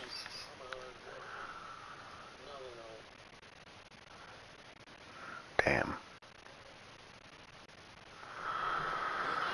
So much for that idea. pitch misses there. 1-0. Well, these Rays doing a great job, Boog, of just waiting for the right pitch to come their way. And I'm seeing very patient bats out of them. The starter's pitch count is high because they've worked the count full against him 5 different times. Their pitch selection's been off the charts.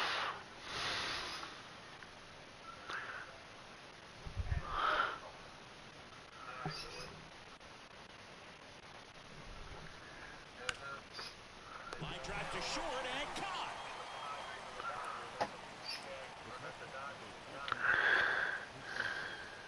Christian next to hit for the Rays.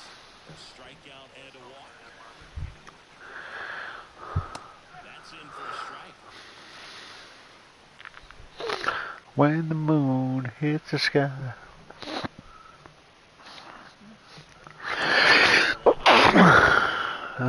Thank you.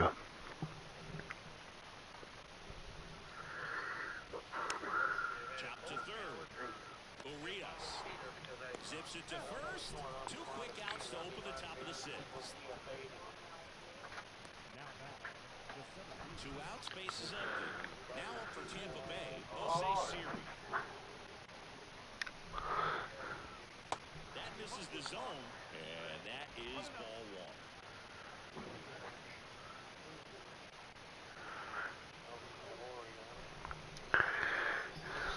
The wind of the pitch. Line drive, that's a base hit out into left center field.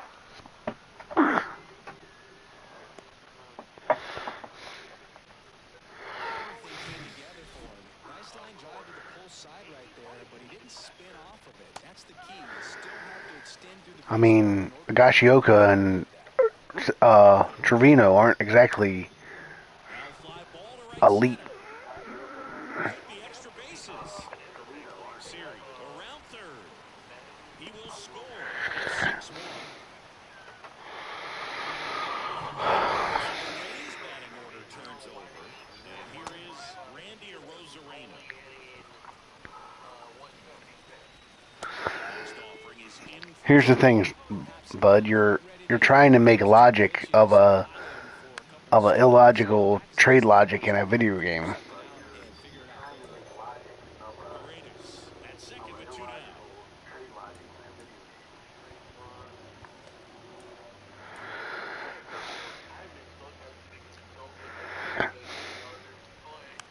Bounce to the left side. Picks it up with a bare hand to first. Throw pulls him off the bag, and he's safe. Not every base hit is a liner into the gap, just like not every strikeout's a perfect slider down and away. I mean, right there, he just put the ball in play on the ground and gave it his all to get down to first for the knock. New pitcher on now, Danny Coulomb. He's got a wicked breaking ball in his arsenal, and it's definitely one of his go-to pitches when he needs an out. Line drive, base hit down the line. In to score is the runner from third. It's 7-1. The relay throw, and he's out easily. But 1 run does score in the fourth. Sixth, and there's a new pitcher on the mound. He's pitching on 2 days rest. At the plate, Gunnar Henderson to the right side. He always ends up on the trading block. He ended up on. He's on the. I know. I think he's on the trading block on Amos's franchise. I know he's on mine, and I think he was last year. He's always. That misses. Beats. Goes 3 feet, 11 inches. He features a changeup. As a matter of fact, if I remember right, I think it was either last night or the night before, he was offered Laureano in a trade. To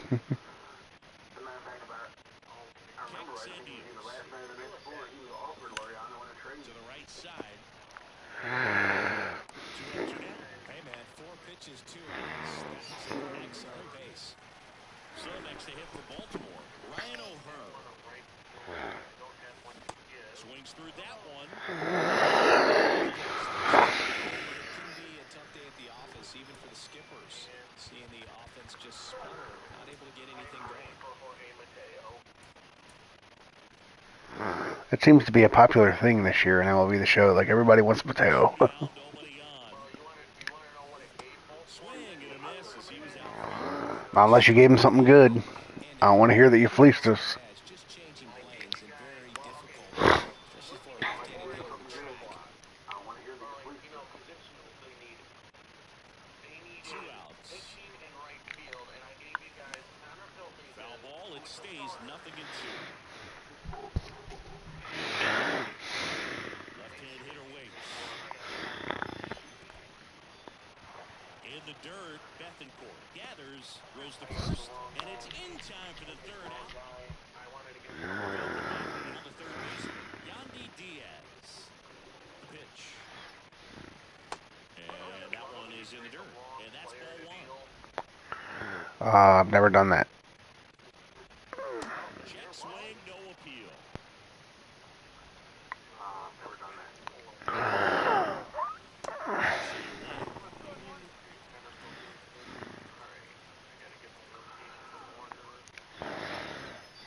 Next pitch misses inside.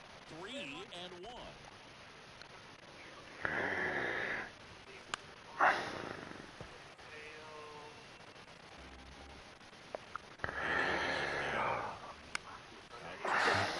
Mateo tosses to first, and they get the leadoff hitter in the 7th.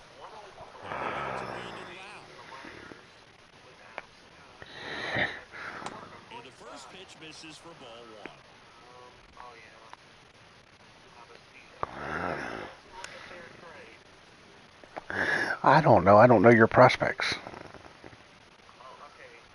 Connor Pilkington currently in AAA for Dodgers as a starter. He's In the dirt. Rutschman on to first. And there's two gone following the strikeout.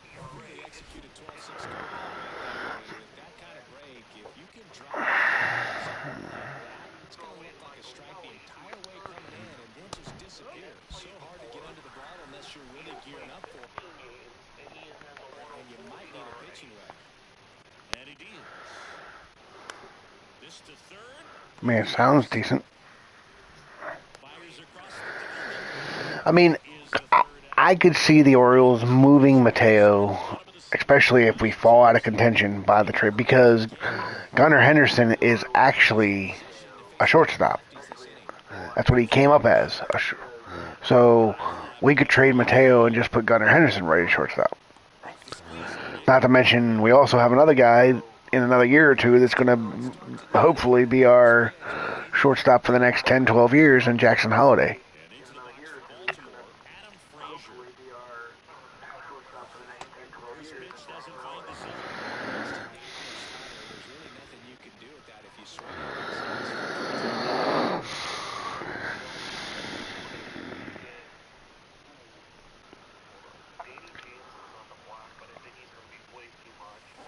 That one hooked foul.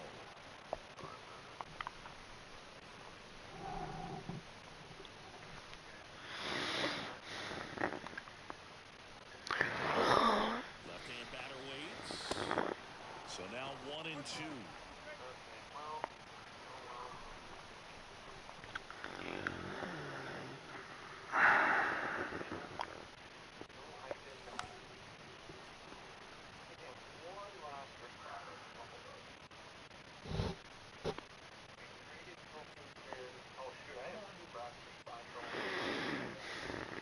At the belt in front. To the left. And that's just foul.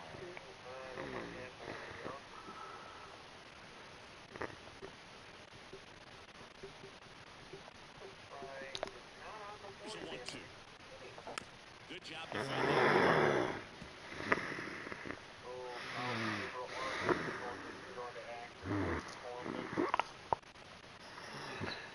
The 1-2. Out towards left center. Siri in position. He's got it, and there's two away.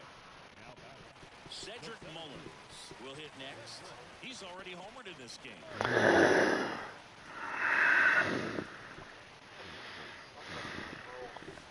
First pitch, and it just misses.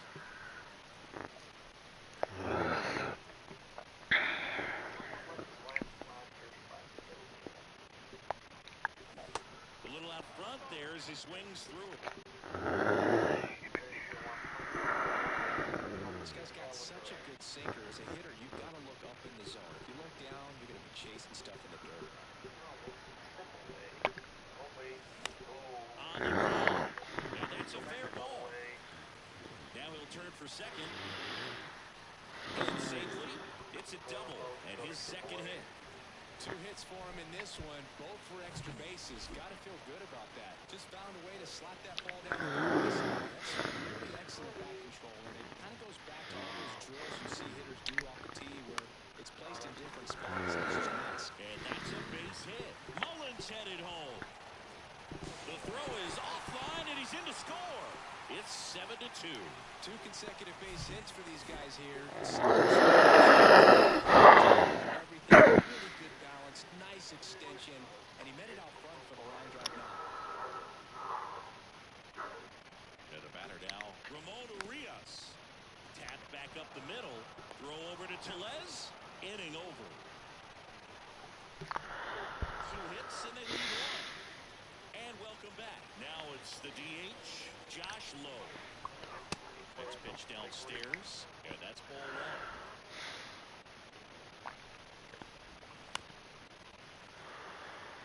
He's been using information.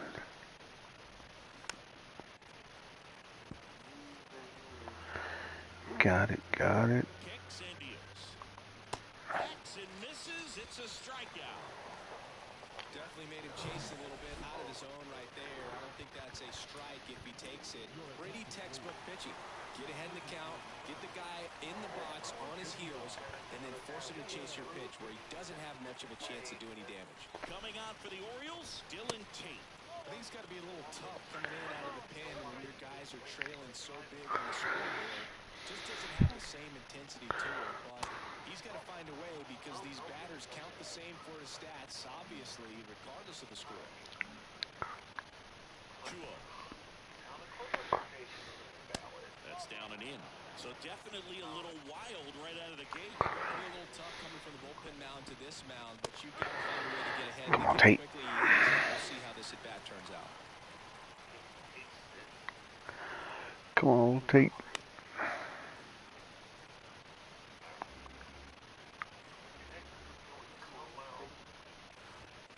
Sets him down on strikes. He's got to be frustrated with that call. 2 outs, bases empty. And now it's Jose Siri. That one off the mark. Ball 1.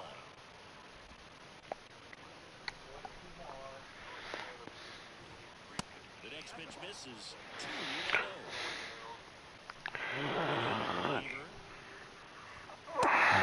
Misses, and that's ball 3.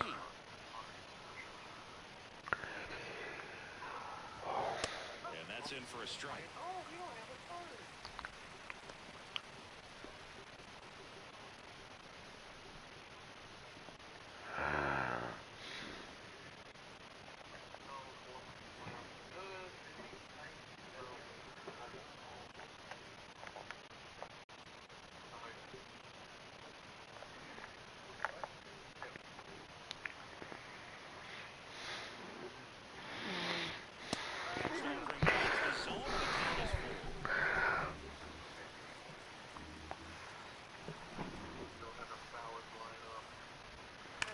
Worm burner into the outfield for a knock.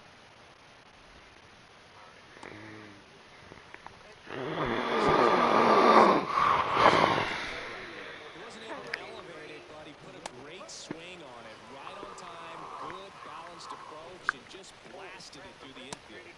Next offering misses, and 1-1. Siri first with 2 gone. Lined, and that's a base hit. Throw stops the lead runner at second. 2 on and 2 out. And his hustle continues. That time, but all he's doing now is passing the baton, and everything seems to get started around this guy. Here's your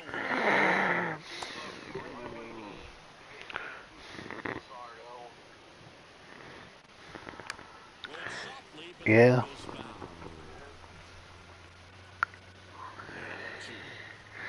Struck him out swinging. Couldn't catch up to the heater. So the Rays strand a pair. But there's now new pitcher on the mound as we roll into the bottom of the 8th. Sean Armstrong. And this guy can bring it velocity-wise. And here comes. Chop to first. To Les. And they put the tag on him for the out. Sounds about right. Next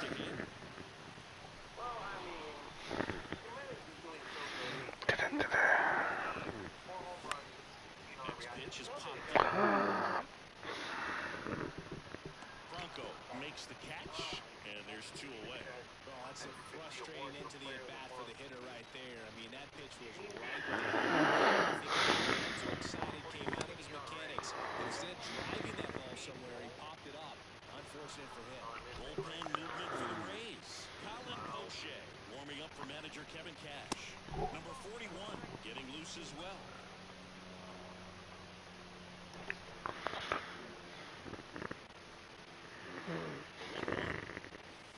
And that's outside.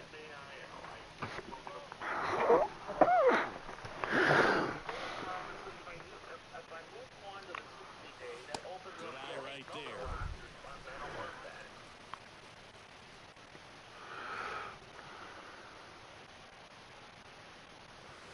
Fastball in for a strike, and it's 3-2.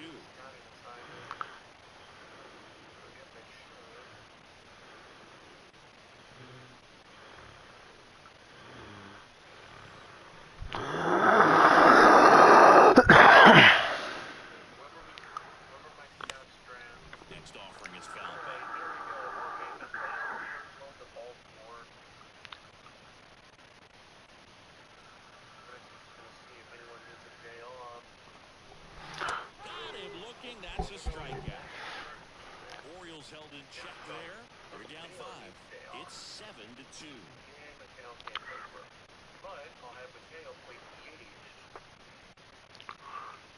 Back here in Baltimore, all set to start the 9th in this one. And stepping in for the Rays, Wander Franco. Chris, baseball today, so many strikeouts, and they are available to pitchers. And this is a guy that puts the bat on the ball and is kind of different from the players that we see day in, day out. There's the strike.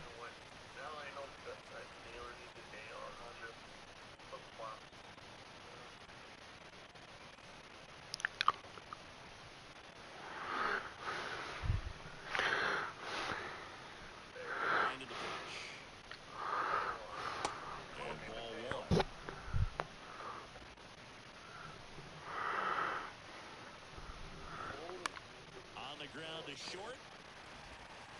On to O'Hearn. Franco gone on the play. The third baseman, number 2, Yandy Diaz. Next to hit for the Rays. Oh my goodness.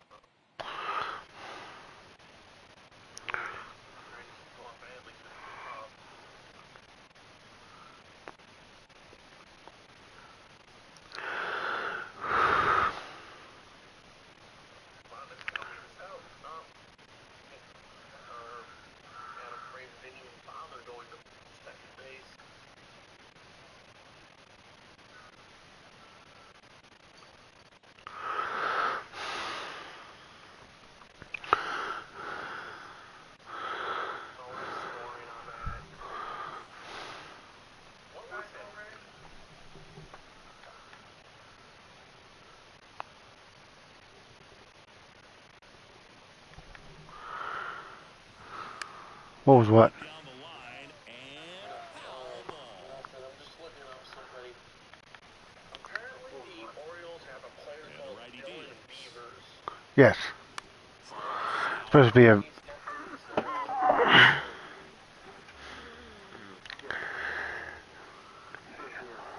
He's one of our many young prospects. He was shopping at the buckle right there, the way that slider Yeah, why? was just nasty. Yes, why? Stands in now and watches strike 1. I wanted to put another bat in the lineup for the day.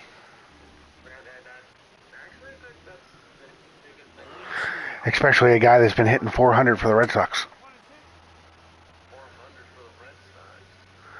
Jaron Durant. On the ground to first. A flip to the pitcher cover. The Rays, Colin O'Shea. And they felt it was time to bring on a left-handed reliever from the pen with the lefty hitter coming up. I think it's a good What? move. I know I never liked when opposing teams did that to me. O'Hearn, the batter now as he swings and misses for strike 1. Well, remember, I'm streaming, so I can't really stop to see a screen share. So Bradish threw over to first, and he played on his Mateo. I took off the second. And Poche ready to work. There's a swing and a miss. Back to On first. paper, it's fair. And I throw it to second. It gets over. It gets over Anderson's head. Oh yeah, that's Mullins. They throw the ball Fairly back quick to inning here. first. With That's two why of the three hitters he is set to face batting from the left side. Same side he throws from. executing a The next run. offering misses. It's good. It's a ball and 2 strikes. Yeah. I've never done that before, so that's why I was very surprised. That one drifts inside.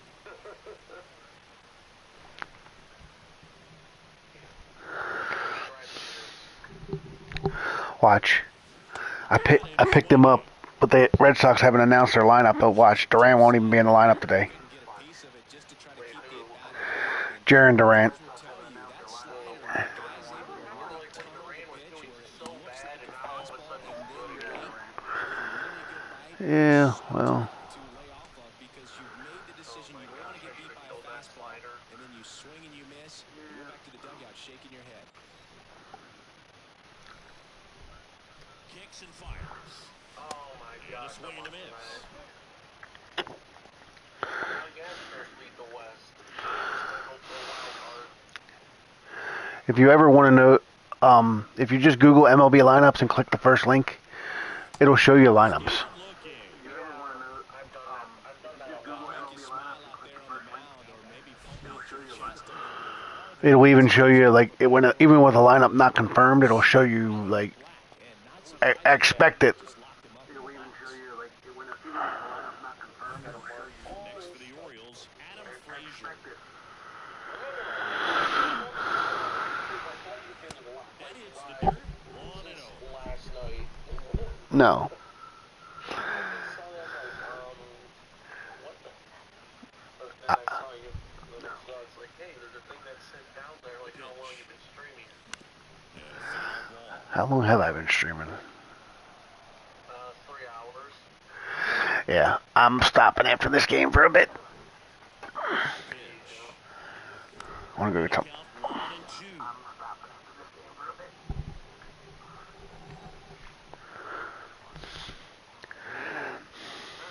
2 for 4 day. Puts it in the air out towards left center. Only Pete, we're up 7-3. And he'll make the catch. Ball game. And the Rays take the first 2 games of this series on the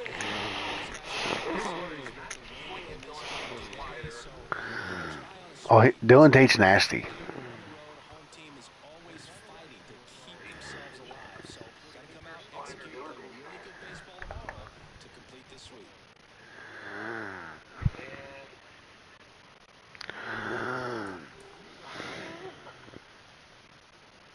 So he's going to 4 times the slider and actually it.